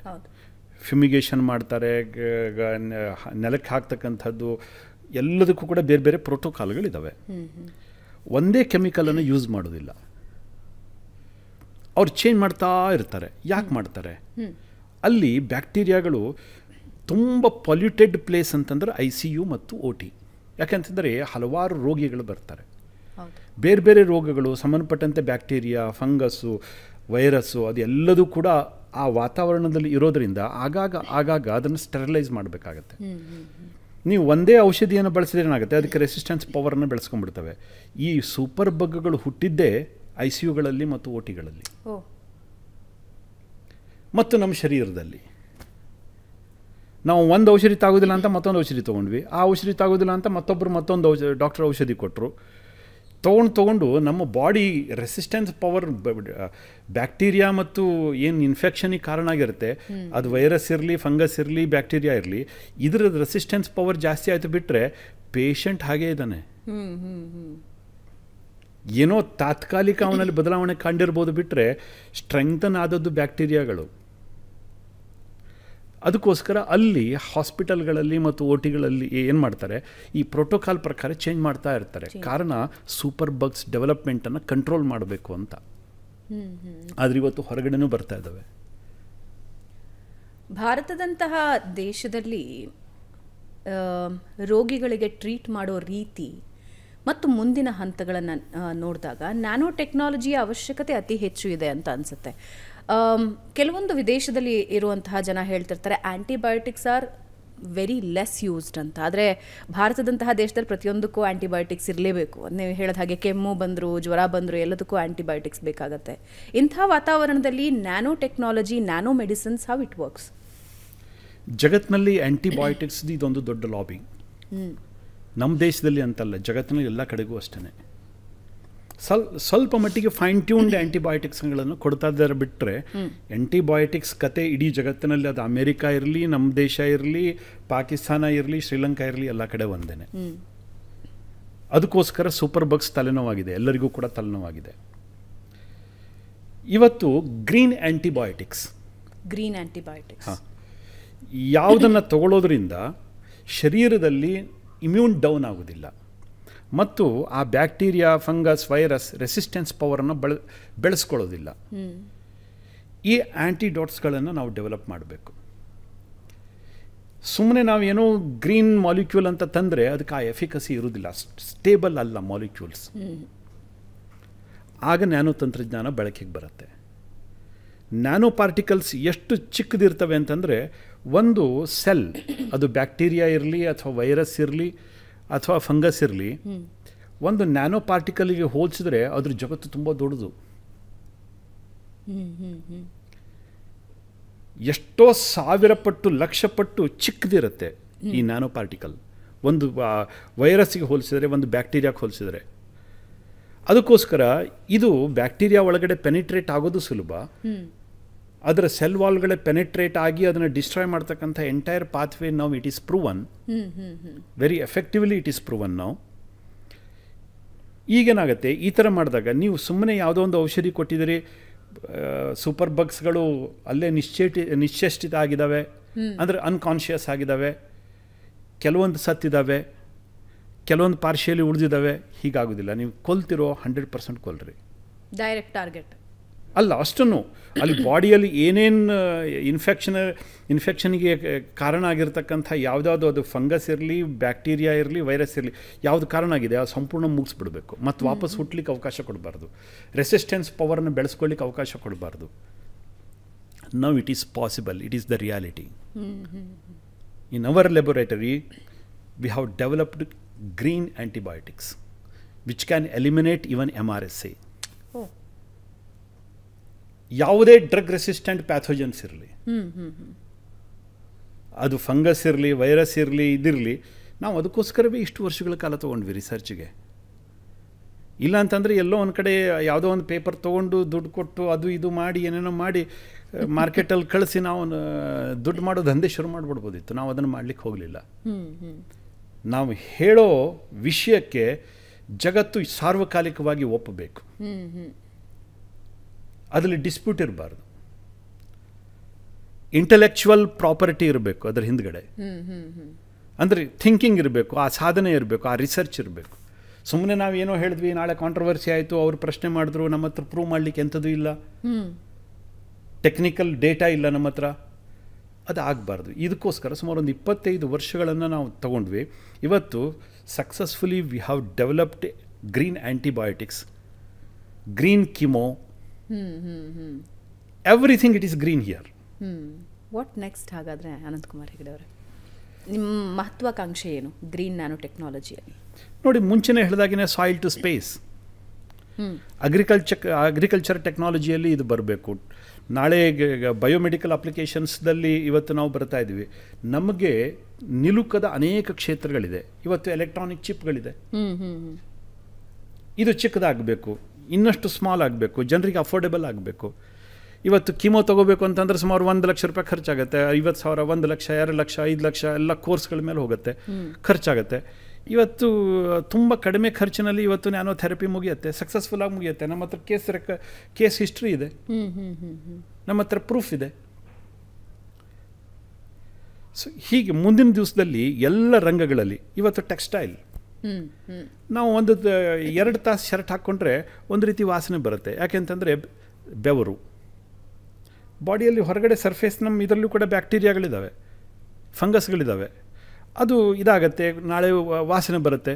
ಆದರೆ ನ್ಯಾನೋ ತಂತ್ರಜ್ಞಾನವನ್ನು ಬಳಸಿ ನೀವು ಆ ಫ್ಯಾಬ್ರಿಕ್ಕನ್ನು ಮ್ಯಾನುಫ್ಯಾಕ್ಚರ್ ಮಾಡಬೇಕಾದ್ರೆ ಅಥವಾ ಅದರ ನಂತರ ವಾಶ್ ಮಾಡಬೇಕಾದ್ರೆ ಮಾಡೋದ್ರಿಂದ ಅಲ್ಲಿ ಬ್ಯಾಕ್ಟೀರಿಯಾ ಗ್ರೋತೇ ಆಗೋದಿಲ್ಲ, ಫಂಗಸ್ ಗ್ರೋತ್ ಆಗೋದಿಲ್ಲ, ನಿಮಗೆ ದುರ್ವಾಸನೆ ಬರೋದಿಲ್ಲ. ನ್ಯಾನೋ ಚಿಪ್ಗಳನ್ನು ಮಾಡೋದ್ರ ಮುಖಾಂತರ ನೀವು ಹೊಸ ರೆವಲ್ಯೂಷನಿಗೆ ಹೋಗ್ಬಿಡ್ಬೋದು. ಅಂದರೆ ಅದು ಮುಂದೆ ಇದೆ, ಐ ಮೀನ್ ಅಂಥ ಒಂದು ಡೆವಲಪ್ಮೆಂಟ್ ಆಗ್ತಾನೇ ಇದೆ, ಮಾಡ್ತಾನೆ ಇದ್ವಿ. ಇವತ್ತು ಸೆಮಿಕಂಡಕ್ಟಿಂಗ್ ಮೆಟೀರಿಯಲ್ಸ್ಗಳನ್ನು ನಾವು ಇನ್ವೆಂಟ್ ಮಾಡಿದ್ವಿ. ಇವತ್ತು ತುಂಬ ಟಾಕ್ಸಿಕ್ ಪ್ರೊಸೆಸ್ ಇದೆ, ಅದರಲ್ಲಿ ಏನು ಕ್ರಿಸ್ಟಲ್ಗಳನ್ನು ಬಳಸ್ತಾರೆ ಅದನ್ನು ರೀಪ್ಲೇಸ್ ಮಾಡ್ತಕ್ಕಂಥದ್ದು ಹೇಗೆ, by introducing green technology, how it is possible. ಇವತ್ತು ನಾನೇನಾದರೂ ಹೇಳಿದ್ರೆ ಬಹುತೇಕ ಕೆಲವು ಮಂದಿ ನಗಾಡಬಹುದು, but it is the reality in Kadamba. Agriculture technology, ಇವತ್ತು ಎಷ್ಟು ವಿಷಯಗಳನ್ನು ಹಾಕ್ತಾ ಇದ್ದೀವಿ ನಾವು. ಅದಕ್ಕೆ ಫೋಲಿಯೇಜ್ ಸ್ಪ್ರೇ ಇರ್ಬೋದು, ಕೆಳಗಡೆ ಗೊಬ್ಬರ ಇರ್ಬೋದು, ಅಷ್ಟು ಕೆಮಿಕಲ್ಸ್ ಇಲ್ಲದೇ ಅಗ್ರಿಕಲ್ಚರ್ ಇವತ್ತು ಸಾಧ್ಯ ಇಲ್ಲ ಅನ್ನುವಂಥ ಪರಿಸ್ಥಿತಿ ಬಂದ್ಬಿಟ್ಟಿದೆ. ಸೊ ಗ್ರೀನ್ ಟೆಕ್ನಾಲಜಿಯಿಂದ ಆ ಕೆಮಿಕಲ್ಸಿಂದ ದೂರ ತರ್ಬೋದು, 100% ದೂರ ತರಲಿಕ್ಕಾಗತ್ತೆ. ನಮ್ಮ ಹತ್ರ ಡೇಟಾ ಇದೆ. ನಮ್ಮ ಹತ್ರ ಡೇಟಾ ಇದೆ. ಇವತ್ತು ಯಾವುದೇ ಪ್ಯಾಥೋಜನ್ಸ್ ಎಷ್ಟು ಬ್ಯೂಟಿಫುಲ್ಲಾಗಿ ಅಲ್ಲಿರ್ತಕ್ಕಂಥ ಮಣ್ಣಿನಲ್ಲಿ ಕೂಡ ಸಾವಿರಾರು ಬ್ಯಾಕ್ಟೀರಿಯಾಗಳಿರ್ತವೆ. ಅಲ್ಲಿನ ಮೈಕ್ರೋಬಿಯೋಮ್ ಏನಿದೆ ಅದು ತುಂಬ ಡೈವರ್ಸಿಫೈಡ್. ಆದರೆ ನಮಗೆ ಬೇಕಾಗಿರತಕ್ಕಂಥ ಒಳ್ಳೆ ಬ್ಯಾಕ್ಟೀರಿಯಾಗಳನ್ನು ಇದು ಕೊಲ್ಲೋದಿಲ್ಲ. ಆದರೆ ಪ್ಯಾಥೋಜನ್ಸ್ ಮಾತ್ರ ಕೊಲ್ತವೆ ಇವು. ಯಾಕೆ, ಹೇಗೆ, ಏನು, ನಮ್ಮ ಹತ್ರ ಪ್ರೂಫ್ ಇದೆ. ವಿತ್ ಡೇಟಾ ಇದೆ. ಡೇಟಾ ಇಲ್ಲದೇ ನಾವೇನು ಮಾತಾಡಲಿಕ್ಕೆ ಆಗೋದೇ ಇಲ್ಲ. ನಾನು ಇವತ್ತು ನಿಮ್ಮ ಎದುರುಗಡೆ ಮಾತಾಡ್ಬಿಡ್ಬೋದು, ಅಥವಾ ನೀವು ಸುಮ್ಮನೆ ಕೇಳ್ಕೊಂಡು ಹೋಗ್ಬಿಡ್ಬೋದು. ನಾಳೆ ಒಂದು ಸೈಂಟಿಫಿಕ್ ಕಮ್ಯುನಿಟಿ ಇರುತ್ತೆ, ಅವ್ರ ಎದುರುಗಡೆ ನಾನು ಪ್ರೂವ್ ಮಾಡಬೇಕಾಗತ್ತೆ. ಪಾತ್ವೇ ಪ್ರೂವ್ ಮಾಡಬೇಕಾಗತ್ತೆ. ಅದು ಹೇಗಾಗತ್ತೆ ಅನ್ನುವಂಥದ್ದನ್ನು ಪಾತ್ವೇ ಪ್ರೂವ್ ಮಾಡಬೇಕಾಗತ್ತೆ. ಮತ್ತು ಇದು ಒಮ್ಮೆ ಅಲ್ಲ, ಎಲ್ಲೋ ಒಂದು ಕಲ್ಲು ಹೊಡೆದ್ವಿ ತಾಗೋಯ್ತು, ನೋ, ಮುಗಿದೋಯ್ತು ಅಲ್ಲ. ಅದು ಸ್ಥಿರತೆಯನ್ನು ಕಾಪಾಡ್ಕೋಬೇಕಾಗತ್ತೆ. ನನ್ನ ಹೇಳಿಕೆಯಲ್ಲಿ ಜೀವನದಲ್ಲಿ ಯಾವತ್ತೂ ಕೂಡ ಹೇಳಿರೋ ಮಾತನ್ನು ವಾಪಸ್ ತಗೊಂಡಿಲ್ಲ. ಅನಂತಕುಮಾರ್ ಹೆಗಡೆ ಅವರ ಸ್ವಭಾವ ಅಲ್ಲ ಅದು. ಹೇಳಿರೋ ಮಾತನ್ನು ವಾಪಸ್ ತಗೊಂಡಿಲ್ಲ, ಮತ್ತು ಮಾಡಿರೋ ಕಮಿಟ್ಮೆಂಟಿಗೆ ಯಾವತ್ತೂ ಕೂಡ ಹಿಂದಕ್ಕೆ ಬಂದಿಲ್ಲ. ಸಾಯಿಲ್ ಟು ಸ್ಪೇಸ್ ನಿಮ್ಮ ಕನಸು ಬೇಕಾಗತ್ತೆ, ಖಂಡಿತವಾಗಿ ಬೇಕಾಗುತ್ತೆ. ಇವತ್ತು ಬೇರೆ ಬೇರೆ ಕಾಸ್ಮೆಟಿಕ್ಸ್ಗಳನ್ನು ಹೇಗೆ ಫೈಟೋಕೆಮಿಕಲ್ಸ್ ಸ್ಕಿನ್ ಒಳಗಡೆ ಪೆನಿಟ್ರೇಟ್ ಆಗುತ್ತೆ, ನಾನ್ ಟಾಕ್ಸಿಕ್ ಫೈಟೋಕೆಮಿಕಲ್ಸ್. ಇವತ್ತು ನೀವು ಸನ್ಸ್ಕ್ರೀನನ್ನು ಬಳಸ್ತೀರಿ, ಎಲ್ಲ ಕಡೆಗಳಲ್ಲಿ ಅದು ಓಪನ್ ಸೀಕ್ರೆಟ್. ಅದರಲ್ಲಿ ಬಳಸ್ತಕ್ಕಂಥ ಏನು ಕೆಮಿಕಲ್ಸ್ ಇದ್ದಾವೆ, ಹೇಗೆ ಬ್ಲಡ್ ಸ್ಟ್ರೀಮಿಗೆ ಹೋಗುತ್ತೆ, ಹೇಗೆ ಬೇರೆ ಬೇರೆ ಕ್ಯಾನ್ಸರ್ಗಳಿಗೆ ಕಾರಣ ಆಗುತ್ತೆ, ಏನೆಲ್ಲ ಅವಾಂತರಗಳನ್ನು ಸೃಷ್ಟಿ ಮಾಡುತ್ತೆ, ಇದು ಎಲ್ಲರಿಗೂ ಕೂಡ ಗೊತ್ತಿದೆ. ಯಥೇಚ್ಛವಾಗಿ ಬಳಸ್ತಾ ಇದ್ದಾರೆ. ಇವತ್ತು ಹೇರ್ ಕೇರಿಗೆ ಬಳಸ್ತಕ್ಕಂಥದ್ದು, ಲಿಪ್ಸ್ಟಿಕ್ಕಿಗೆ ಬಳಸ್ತಕ್ಕಂಥದ್ದು, without chemical you cannot think anything. It is totally occupied. ಆ ಒಂದು ಕಬಂಧ ಬಾಹುಗಳಲ್ಲಿ ನಾವು ಸಿಕ್ಕಾಕೊಂಡ್ಬಿಟ್ಟಿದ್ವಿ, ರಾಸಾಯನಿಕಗಳ ಕಬಂಧ ಬಾಹುಗಳಲ್ಲಿ ನಾವು ಸಿಕ್ಕಾಕೊಂಡ್ಬಿಟ್ಟಿದ್ವಿ. ಇದರಿಂದ ಹೊರಗಡೆ ತರಬೇಕಾದ್ರೆ ಗ್ರೀನ್ ಸೈನ್ಸ್, ಗ್ರೀನ್ ಅಪ್ರೋಚ್. ಇದಕ್ಕೆ ಶಕ್ತಿ ಬರಬೇಕು ಅಂತಂದರೆ ನ್ಯಾನೋ ಸೈನ್ಸೇ ಬೇಕು, ಇದಕ್ಕೆ ಬೇರೆ ದಾರಿ ಇಲ್ಲ. So future is nano science. Future is nano science. Nano ಇಂಕ್ಗಳು ಬೇಕು, ನ್ಯಾನೋ ಪೇಪರ್ಗಳು ಬೇಕು, ನಾಳೆ ಹೇರ್ ಕಲರ್ಗಳು ನ್ಯಾನೋ ಬೇಕು, ಇವತ್ತು ಟೆಕ್ಸ್ಟೈಲ್ ನ್ಯಾನೋ ಬೇಕು. ನಿಮಗೆ ಬೇಕಾಗಿರತಕ್ಕಂಥ food as a medicine. It is not a slogan, it is the reality ನಾವು. ನನಗೆ ಔಷಧಿ ತಗೋಬೇಕು ಅಂತಂದರೆ ಏನೋ ಒಂದು ರೀತಿ ಮುಜುಗರ. ನಾನು ಔಷಧಿ ತಗೋಬೇಕಾ? ಕೀಳರಿಮೆ, ಇನ್ಫೀರಿಯಾರಿಟಿ. ನನಗೆ ಔಷಧಿ ತಗೊಳ್ಳೋ ಪರಿಸ್ಥಿತಿ ಬಂದ್ಬಿಡ್ತಾ? ಅದೇ ನನಗೆ ಫುಡ್, ನಾನು ತಿನ್ನೋ ಚಪಾತಿ, ನಾನು ತಿನ್ನೋ ಇಡ್ಲಿ, ನಾನು ತಿನ್ನೋ ದೋಸೆ, ನಾನು ತಿನ್ನೋ ಐಸ್ ಕ್ರೀಮ್, ನಾನು ತಿನ್ನೋ ಚಾಕ್ಲೇಟ್, ನಾನು ಕುಡಿಯೋ ಶರ್ಬತ್, ಇದೇ ಔಷಧಿ ಆದರೆ ಕಲ್ಪನೆ ತುಂಬ ಸುಂದರವಾಗಿದೆ ಅಲ್ವಾ? ಆದರೆ ಹೊರಗಡೆ ಜಗತ್ತಿಗೆ ಇದನ್ನು ಔಷಧಿ ಮಾಡೋದು ಹೇಗೆ? ಅಲ್ಲ, ಇದು ಸುಂದರವಾದ ಕಲ್ಪನೆ, ಅದು ರಿಯಾಲಿಟಿ ಅಲ್ಲ ಅಂತ ಹೊರಗಿನ ಜಗತ್ತು ಹೇಳುತ್ತೆ. ಆದರೆ ಇವತ್ತು ಇದು ರಿಯಾಲಿಟಿ. ನಮ್ಮ ಆಫೀಸಿಗೆ ಬಂದರೆ ನ್ಯಾನೋ ಚಾಕ್ಲೇಟ್ಗಳನ್ನು ತಿನ್ನಿಸ್ತೀವಿ, ನ್ಯಾನೋ ಟೀಯನ್ನು ಕುಡಿಸ್ತೀವಿ, ನ್ಯಾನೋ ಕಾಫಿಯನ್ನು ಕುಡಿಸ್ತೀವಿ, ನ್ಯಾನೋ ಇಡ್ಲಿಯನ್ನು ತಿನ್ನಿಸ್ತೀವಿ. ಬನ್ನಿ, ಫಂಕ್ಷನಲ್ ಫುಡ್ ನೆಕ್ಸ್ಟ್, ಮುಂದಿನ ಫುಡ್ ಕಲ್ಚರ್. ಅದು ಅಂದರೆ ಇದನ್ನು ಜನರಿಗೆ ಕನ್ವೆ ಮಾಡೋದು ಹೇಗೆ? ಯಾಕೆಂದರೆ ಹೊಸತನನ ಯಾವಾಗಲೂ ಜನ ಆಕ್ಸೆಪ್ಟ್ ಮಾಡೋದು ಬಹಳ ಕಮ್ಮಿ, ಕಷ್ಟ, ಸವಾಲಿದೆ, ಇಲ್ಲ ಅಂತ ನಾನು ಹೇಳೋದಿಲ್ಲ. ಜನರಿಗೆ ಯಾವತ್ತೂ ಕೂಡ ಒಳ್ಳೆಯದನ್ನು ಬೇಗ ಸುಲಭದಲ್ಲಿ ಅವರು ಸ್ವೀಕಾರ ಮಾಡೋದಿಲ್ಲ. ಒಳ್ಳೆಯದು ಅಥವಾ ಹೊಸತು. ಹೌದು. ಅದಕ್ಕೆ ಒಂದು ಸಣ್ಣ ಕಥೆಯನ್ನು ಹೇಳ್ತಾರೆ, ನಮ್ಮಲ್ಲಿ ಹಿರಿಯರು ಹೇಳ್ತಾರೆ. ಸುಳ್ಳು ಮತ್ತು ಸತ್ಯ ಇವಿಬ್ಬರು ವಾಕಿಂಗ್ ಹೊರಟಿದ್ವಂತೆ. ಮಧ್ಯದಲ್ಲೊಂದು ಕೆರೆ ಬಂತಂತೆ. ಖುಷಿಯಾಯಿತು, ಕೆರೆಯನ್ನು ನೋಡಿ ಸುಳ್ಳಿಗೂ ಖುಷಿಯಾಯಿತು, ಸತ್ಯಕ್ಕೂ ಖುಷಿಯಾಯಿತು. ಬಟ್ಟೆಯನ್ನು ಕಳಚಿಟ್ಟು ನೀರಿಗೆ ಬಿದ್ವು, ತುಂಬ ಖುಷಿಯಿಂದ ಈಸಾಡಿದ್ವು. ಅಷ್ಟರ ನಂತರದಲ್ಲಿ ಸುಳ್ಳು ಏನು ಮಾಡ್ತು, ಬೇಗ ಎದ್ದು ಬಂತು ಹೊರಗಡೆ, ಸತ್ಯದ ಬಟ್ಟೆಯನ್ನು ಹಾಕ್ಕೊಂಡು ಹೊರಟೋಗ್ಬಿಡ್ತು. ಅದು ಸತ್ಯಕ್ಕೆ ಬಟ್ಟೆಯೇ ಇಲ್ಲ.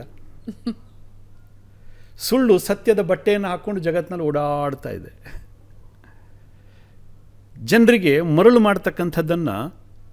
ಮಾಡ್ತಕ್ಕಂಥ ತುಂಬ ಸುಲಭ, ಅದಕ್ಕೆ ಜನ ನಂಬಿಡ್ತಾರೆ. ಸತ್ಯ ಹೇಳಿದ್ರೆ ಪ್ರಶ್ನೆ ಮಾಡ್ತಾರೆ. ಸೊ ಈ ಸವಾಲಿದೆ. ಬಹುತೇಕ ಸಮಯ ತಗೊಳುತ್ತೆ, ಸಮಯ ಅದಕ್ಕೆ ಉತ್ತರ ಕೊಡುತ್ತೆ ಅಂತ ಭಾವಿಸಿದ್ದೀನಿ.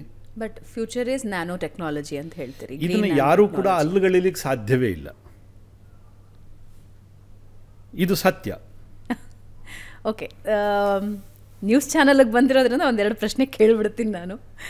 ಮುಂದೆ ಅನಂತಕುಮಾರ್ ಹೆಗಡೆ ಮತ್ತು ರಾಜಕಾರಣ.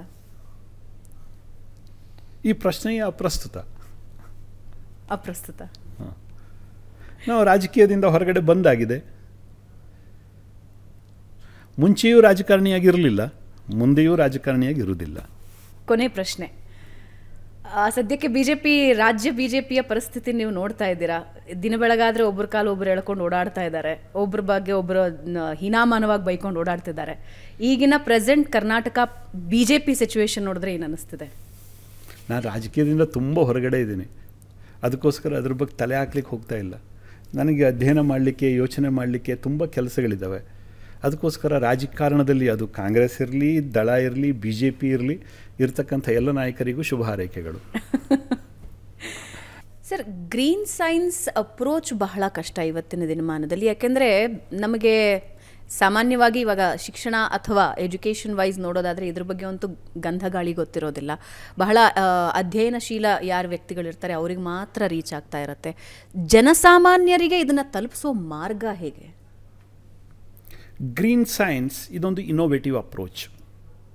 ಮತ್ತೊಂದು ಹಂತದಲ್ಲಿ ಇದೊಂದು ಪ್ರಾಚೀನ ಕಲ್ಪನೆ ಕೂಡ. ಕೃಷಿಯನ್ನೇ ತಗೊಳ್ಳಿ, ಮೊದಲು ನ್ಯಾಚುರಲ್ ಕಲ್ಟಿವೇಷನ್ ಇತ್ತು, ನಂತರದಲ್ಲಿ ಬಯೋ ಫರ್ಟಿಲೈಸರ್ಸ್ಗಳು ಬಂದವು, ನಂತರದಲ್ಲಿ ಕೆಮಿಕಲ್ ಫರ್ಟಿಲೈಸರ್ ಆಕ್ಯುಪೈ ಮಾಡ್ತು. ಇವತ್ತು ಕೆಮಿಕಲ್ ಫರ್ಟಿಗೇಷನಿಂದ ಜನ ಇಡೀ ಜಗತ್ತಿನಲ್ಲಿ ಬೇಸತ್ತಿದ್ದಾರೆ, ವಿಷವನ್ನೇ ತಿಂತಾ ಇದ್ದೀವಿ ನಾವು ಅಂತ. ನಂತರದಲ್ಲಿ ಆರ್ಗ್ಯಾನಿಕ್ ಕಲ್ಟಿವೇಷನ್ ಬಂತು, ಈಗ ಮತ್ತೆ ಬಯೋ ಫರ್ಟಿಗೇಷನ್ ಬರ್ತಾ ಇದೆ. ನೆಕ್ಸ್ಟ್ ಬಯೋಡೈನಮಿಕ್ ಕಲ್ಟಿವೇಷನಿಗೆ ಹೋಗ್ತಾ ಇದ್ದೀವಿ, ಜೀವ ಚೈತನ್ಯ ಕೃಷಿ ಅಂತ ಹೋಗ್ತಾ ಇದ್ದೀವಿ. ಮಾರ್ಕೆಟ್ ಕೂಡ ಬದಲಾಗ್ತಾ ಇದೆ. ಇವತ್ತು ಆರ್ಗ್ಯಾನಿಕ್ ಮಾರ್ಕೆಟ್ ತುಂಬ ದೊಡ್ಡದಾಗಿ ಬೆಳೀತಾ ಇದೆ. Is it possible to be chemical free, chemical ರಹಿತ? Yes, possible, but it needs some sort of the greater research and then policy decision ಎಲ್ಲದೂ ಕೂಡ ಬೇಕಾಗತ್ತೆ. ನಮ್ಮ ರಾಜ್ಯದಲ್ಲಿ, ನಮ್ಮ ದೇಶದಲ್ಲಿ ಸಿಕ್ಕಿಂ ಒಂದು ಸ್ಟೇಟ್ ಇದೆ, ಅವರು ಕೆಮಿಕಲನ್ನು ನಾವು ಬಳಸೋದಿಲ್ಲ ಕೃಷಿಯಲ್ಲಿ ಅಂತ ತೀರ್ಮಾನ ಮಾಡಿದ್ರು. ಪ್ರಾರಂಭದ ದಿವಸದಲ್ಲಿ ತುಂಬ ಅವರಿಗೆ ಪ್ರಾಬ್ಲಮ್ ಆಯಿತು. ಫರ್ಟಿಲಿಟಿ ಕಡಿಮೆ ಆಯಿತು, ಸಾಯಿಲ್ ಫರ್ಟಿಲಿಟಿ ಕಡಿಮೆ ಆಯಿತು, ಸಾಯಿಲ್ ಕಾರ್ಬನ್ ಕಂಟೆಂಟ್ ಕಡಿಮೆ ಇತ್ತು, ಕೆಮಿಕಲ್ ಫರ್ಟಿಗೇಷನಿಂದ ಅದು ತುಂಬ ಕುಸಿದಿತ್ತು. ಹೀಗೆಲ್ಲ ಇದೆ. ಈಗ ನಿಧಾನವಾಗಿ ಆ ಮಣ್ಣಿಗೆ ಶಕ್ತಿ ಬರ್ತಾ ಇದೆ, ತನ್ನಿಂದ ತಾನೇ ಜೀವ ಬರ್ತಾ ಇದೆ. ಹಾಗೆಯೇ ಗ್ರೀನ್ ಸೈನ್ಸ್ ಅಪ್ರೋಚ್ ಇದನ್ನು ಯೂನಿವರ್ಸಿಟಿಗಳಲ್ಲಿ ಮತ್ತು ನಮ್ಮ ಬೇರೆ ಬೇರೆ ಪಾಲಿಸಿ ಲೆವೆಲಲ್ಲಿ ಇದನ್ನು ತಂದರೆ ತುಂಬ ಅನುಕೂಲ. ಹೊಸ ರಿಸರ್ಚರ್ ಯಾರು ಗ್ರೀನ್ ಸೈನ್ಸ್ನಲ್ಲಿ ಹೊಸ ರಿಸರ್ಚ್ ಮಾಡ್ತಾರೆ. ಬಟ್ ಹೌ ಸಸ್ಟೈನಬಿಲಿಟಿ ಪ್ರಶ್ನೆ ಬರುತ್ತಲ್ಲ ಸರ್. ಇವಾಗ ನೀವು ಸಿಕ್ಕಿಂನೇ ಉದಾಹರಣೆಯಾಗಿ ತೊಗೊಂಡ್ರೆ ಸಸ್ಟೈನ್ ಆಗೋದು ಹೇಗೆ? ಯಾವುದೇ ರೈತ ಆಗಲಿ, ರೈತಾಪಿ ವರ್ಗ ಆಗಲಿ, ನಿಮಗೆ ಇದಿದೆ. ಇವತ್ತು ಬಯೋ ಫರ್ಟಿಲೈಸರ್, ಅದರಲ್ಲಿ ಕನ್ಸೋರ್ಷಿಯಾ, ಮೈಕ್ರೋಬಿಯಲ್ ಕನ್ಸೋರ್ಷಿಯಾ ಮಾಡಿ ಕೊಡೋದರಿಂದ ಮತ್ತು ಹಲವಾರು ಅವಕಾಶಗಳು ಇಲ್ಲ ಅಂತಲ್ಲ, ಅವಕಾಶಗಳಿದೆ. ಆದರೆ ಅದರ ಬಗ್ಗೆ ಜನರ ಹತ್ರ ತರತಕ್ಕಂಥ ಪ್ರಯತ್ನವನ್ನು ಸರ್ಕಾರದ ಕಡೆಯಿಂದಲೂ ಆಗಬೇಕು. ಮತ್ತು ಜನಸಾಮಾನ್ಯರ ಮಟ್ಟದಲ್ಲಿ ಇದರದ್ದು ಅವೇರ್ನೆಸ್ ಕ್ರಿಯೇಟ್ ಮಾಡಲಿಕ್ಕೆ ಮಾಧ್ಯಮಗಳು ಮತ್ತು ವಿಶ್ವವಿದ್ಯಾಲಯಗಳು, ಸರ್ಕಾರ, ಇದೊಂದು ಸಂಘಟಿತ ಪ್ರಯತ್ನ. ಒಂದು ಜಾಗೃತಿ ಬೇಕಿದೆ. ಜಾಗೃತಿ ಬೇಕೇ ಬೇಕು, ಇಲ್ಲ ಅಂತಂದ್ರೆ ಆಗೋದಿಲ್ಲ. ಈ ವಿಷವರ್ತುಲದಿಂದ, ರಾಸಾಯನಿಕ ವಿಷವರ್ತುಲದಿಂದ ನಮ್ಮ ಜನರನ್ನು ಹೊರಗಡೆ ತರಬೇಕು ಅಂತಾದರೆ ಪಾಸಿಟಿವ್ ಆ್ಯಟಿಟ್ಯೂಡ್ ಬೇಕು, ಲಾಂಗ್ ಟರ್ಮ್ ಅಪ್ರೋಚ್ ಬೇಕು, ಮತ್ತು ಅದಕ್ಕೊಂದು ಬದ್ಧತೆ ಬೇಕು. ಇವತ್ತು ರಿಸರ್ಚ್ ಸ್ಕಾಲರ್ಸ್ ಇದ್ದಾರೆ, ಯೂನಿವರ್ಸಿಟಿಗಳಲ್ಲಿ ಸಾವಿರಾರು ಜನ PhD ಮಾಡ್ಕೊಂಡು ಬರ್ತಾರೆ. ನನ್ನ ಪ್ರಶ್ನೆ ಸ್ವಲ್ಪ ನೇರ ಅಂತ, ನನ್ನ ಮಾತುಗಳು ಸ್ವಲ್ಪ ನೇರ ಅಂತ ಅನಿಸ್ಬಿಡ್ಬೋದು. ಎಷ್ಟು ಮಂದಿ PhD ಸ್ಕಾಲರ್ಸ್ ಪೇಪರ್ ಹೊರತಾಗಿ ಪ್ರಾಡಕ್ಟನ್ನು ತರ್ತಾ ಇದ್ದಾರೆ ಮಾರ್ಕೆಟಿಗೆ? ಸೈನ್ಸ್ನಲ್ಲೇ ಇವತ್ತು ಎಷ್ಟು ಮಂದಿ PhD ಸಿಗ್ತಾ ಇದೆ? ಎಲ್ಲ ಅಲ್ಲಿ ಕಾಪಿ ಪೇಸ್ಟ್ ಟೆಕ್ನಾಲಜಿಯನ್ನು ಬಳಸ್ಕೊಂಡು ಪೇಪರನ್ನು ಪ್ರೊಡ್ಯೂಸ್ ಮಾಡ್ತಾ ಇದ್ದಾರೆ ಬಿಟ್ಟರೆ, ಯಾರೋ ಗೈಡ್ ಹೇಳಿದ್ದನ್ನು ಕೇಳಿಕೊಂಡು ಪ್ರೊಡ್ಯೂಸ್ ಮಾಡ್ತಾ ಇದ್ದಾರೆ ಬಿಟ್ಟರೆ, ಆ್ಯಕ್ಚುಯಲ್ ಟೇಬಲ್ ಮೇಲೆ ಏನು ಪ್ರಾಡಕ್ಟ್ ಇದೆ ಮಾರ್ಕೆಟಲ್ಲಿ, ಅವ್ರ ಪ್ರಾಡಕ್ಟ್ ಹೋಗಿದೆಯಾ ಹೇಗೆ? ಇವತ್ತು ಬೇರೆ ದೇಶದ ಅಮೇರಿಕನ್ ಯೂನಿವರ್ಸಿಟಿಗೂ ನಮ್ಮ ದೇಶದ ಯೂನಿವರ್ಸಿಟಿಗೂ ಇರತಕ್ಕಂಥ ವ್ಯತ್ಯಾಸ ಇದೇನೆ. ಇಲ್ಲಿ ಪೇಪರ್ಗಳು, ನೂರಾರು ಪೇಪರ್ಗಳನ್ನು ಪ್ರೊಡ್ಯೂಸ್ ಮಾಡ್ತೀವಿ ನಾವು, PhDಗಳನ್ನು. ಹಾಂ, ಅಲ್ಲಿ ಪ್ರಾಡಕ್ಟ್ಗಳನ್ನು ಕೊಡ್ತಾರೆ. ಇದು ಪ್ರಾಡಕ್ಟ್, ಇದನ್ನು ಮಾರ್ಕೆಟಿಗೆ ತೊಗೊಂಡೋಗ್ಬೋದು. ಈ ಟೆಕ್ನಾಲಜಿಯನ್ನು ಸೇಲ್ ಮಾಡ್ತಾರೆ, ಬೇರೆ ಬೇರೆ ಕಂಪನಿಗಳಿಗೆ ಕೊಡ್ತಾರೆ. ಅದನ್ನು ಇಡೀ ಜಗತ್ತಿನ ಮಾರುಕಟ್ಟೆಗೆ ತಲುಪಿಸೋ ತನಕನೂ ಆ ಸೈಂಟಿಸ್ಟ್ಗಳು ಅದ್ರ ಹಿಂದ್ಗಡೆ ಇದ್ದಿರ್ತಾರೆ. ಈಗ ನಾವು ಯಾವ ಸೈಂಟಿಸ್ಟ್ಗಳ ಜೊತೆ ಕೆಲಸ ಮಾಡ್ತಾ ಇದ್ದೀವಿ, ಅವರ ನಿಷ್ಠೆ, ಅವರ ಶ್ರಮ ನೋಡಿದಾಗ ನಮಗೆ ಆಶ್ಚರ್ಯ ಆಗುತ್ತೆ. ಒಬ್ಬ ಸೈಂಟಿಸ್ಟಿಗೆ ಇದು ಬೇಕಿತ್ತಾ ಅಂತ ಅನಿಸುತ್ತೆ. ಇಂಟೆಲೆಕ್ಚುಯಲ್ ಪ್ರಾಪರ್ಟಿಯನ್ನು ಡೆವಲಪ್ ಮಾಡಿದ ನಂತರದಲ್ಲಿ ಆ ಸೈಂಟಿಸ್ಟ್ ಕೆಲಸ ಮುಗೀತು. ಆದರೆ ಅವ್ರು ಹಾಗೆ ಮಾಡೋದಿಲ್ಲ. ಅಲ್ಲೊಂದು ಕಲ್ಚರ್ ಇದೆ, ಅಲ್ಲೊಂದು ಕಲ್ಚರನ್ನು ಡೆವಲಪ್ ಮಾಡ್ಕೊಂಬಂದಿದ್ದಾರೆ. ಅದನ್ನು ಮಾರ್ಕೆಟ್ ಎಂಡ್ ಮೈಲ್ ತನಕನೂ ತೊಗೊಂಡೋಗೋ ತನಕನೂ ಅದು ಸೈಂಟಿಸ್ಟ್ದೇ ಜವಾಬ್ದಾರಿ ಅಂತ ಅವ್ರು ಭಾವಿಸ್ತಾರೆ. ಇಲ್ಲಿ ಪೇಪರ್ ಟ್ರಾನ್ಸ್ಫರ್ ಆಗೋದಿಲ್ಲ. ಸೊ ಹೀಗೆ ಸರ್ಕಾರದ ಹಂತದಲ್ಲಿ, ವಿದ್ಯಾಸಂಸ್ಥೆಗಳ ಹಂತದಲ್ಲಿ, ಜನಸಾಮಾನ್ಯರ ಹಂತದಲ್ಲಿ ಇದರ ಬಗ್ಗೆ ಹೆಚ್ಚಿನ ಡಿಬೇಟ್, ಅದು ಮಾಧ್ಯಮಗಳ ಮುಖಾಂತರ ಇರ್ಬೋದು, ಸಾರ್ವಜನಿಕ ವಲಯದಲ್ಲಿರ್ಬೋದು. Green science, green approach, green lifestyle concept, healthy lifestyle concept, innovative thinking, ಅದು ಎಲ್ಲ ರಂಗಗಳಲ್ಲಿ ಈ ಥರ ಹೊಸ ಹೊಸ ಚರ್ಚೆಗಳು ಪ್ರಾರಂಭ ಆಗಬೇಕು. ಹೊಸ ಹೊಸ ಆವಿಷ್ಕಾರಗಳಿಗೆ ಅವಕಾಶ ಆಗಬೇಕು. ಖಂಡಿತ ಸಾಧ್ಯ ಇದೆ. ಸಾಧ್ಯ ಆಗದೇ ಇರತಕ್ಕಂಥ ಜಗತ್ತಲ್ಲಿ ಯಾವುದೂ ಇಲ್ಲ. ಅನಂತಕುಮಾರ್ ಹೆಗ್ಡೆ ಅವರೇ, ನ್ಯಾನೋ ಟೆಕ್ನಾಲಜಿ ಅನ್ನೋದು ವೀಕ್ಷಕರಿಗೆ ಅಥವಾ ಸಾಮಾನ್ಯ ಜನರಿಗೆ ತುಂಬ ದೂರದ ವಿಷಯ ಅಂತ ಅನಿಸುತ್ತೆ. ಆದರೆ ಒಳಗೆ ನುಗ್ಗಿದಾಗ ಗೊತ್ತಾಗುತ್ತೆ ಅದರ ಬಳಕೆ ಮತ್ತು ಉಪಯೋಗಗಳೇನೇನು ಅಂತ. ಕದಂಬ ಆಲ್ಮೋಸ್ಟ್ 3 ದಶಕದಿಂದ ಇದರ ಬಗ್ಗೆ ನಿರಂತರವಾಗಿ ಅಧ್ಯಯನ ಮಾಡ್ತಾ ಇದೆ. ಹಲವಾರು ಪ್ರಾಡಕ್ಟ್ಸನ್ನ ಕೂಡ ತರ್ತಾ ಇದೆ, ಹಲವಾರು ಚಿಕಿತ್ಸೆಗಳನ್ನು ತರ್ತಾ ಇದೆ. ಸೊ ನೀವೇ ಹೇಳಿದಾಗೆ ಸಾಯಿಲ್ ಟು ಸ್ಪೇಸ್ವರೆಗೂ ನಿಮ್ಮ ಅಧ್ಯಯನ ಮುಂದುವರಿತಾ ಇದೆ. ಸೊ ಇನ್ನಷ್ಟು ಸಮಾಜಕ್ಕೆ ನ್ಯಾನೋ ಟೆಕ್ನಾಲಜಿ ನಿಮ್ಮ ಹತ್ರ ತಲುಪಲಿ ಅನ್ನೋದು ನಮ್ಮ ಆಶಯ. ಧನ್ಯವಾದ. ಧನ್ಯವಾದ. ಸೊ ವೀಕ್ಷಕರೇ, ಇದು ಇವತ್ತಿನ ಬೆಂಗಳೂರು ಬಜ್. ನೇರ, ದಿಟ್ಟ, ನಿರಂತರ ಸುದ್ದಿಗಾಗಿ ನೋಡ್ತಾ ಇರಿ ಏಷ್ಯಾನೆಟ್ ಸುವರ್ಣ ನ್ಯೂಸ್.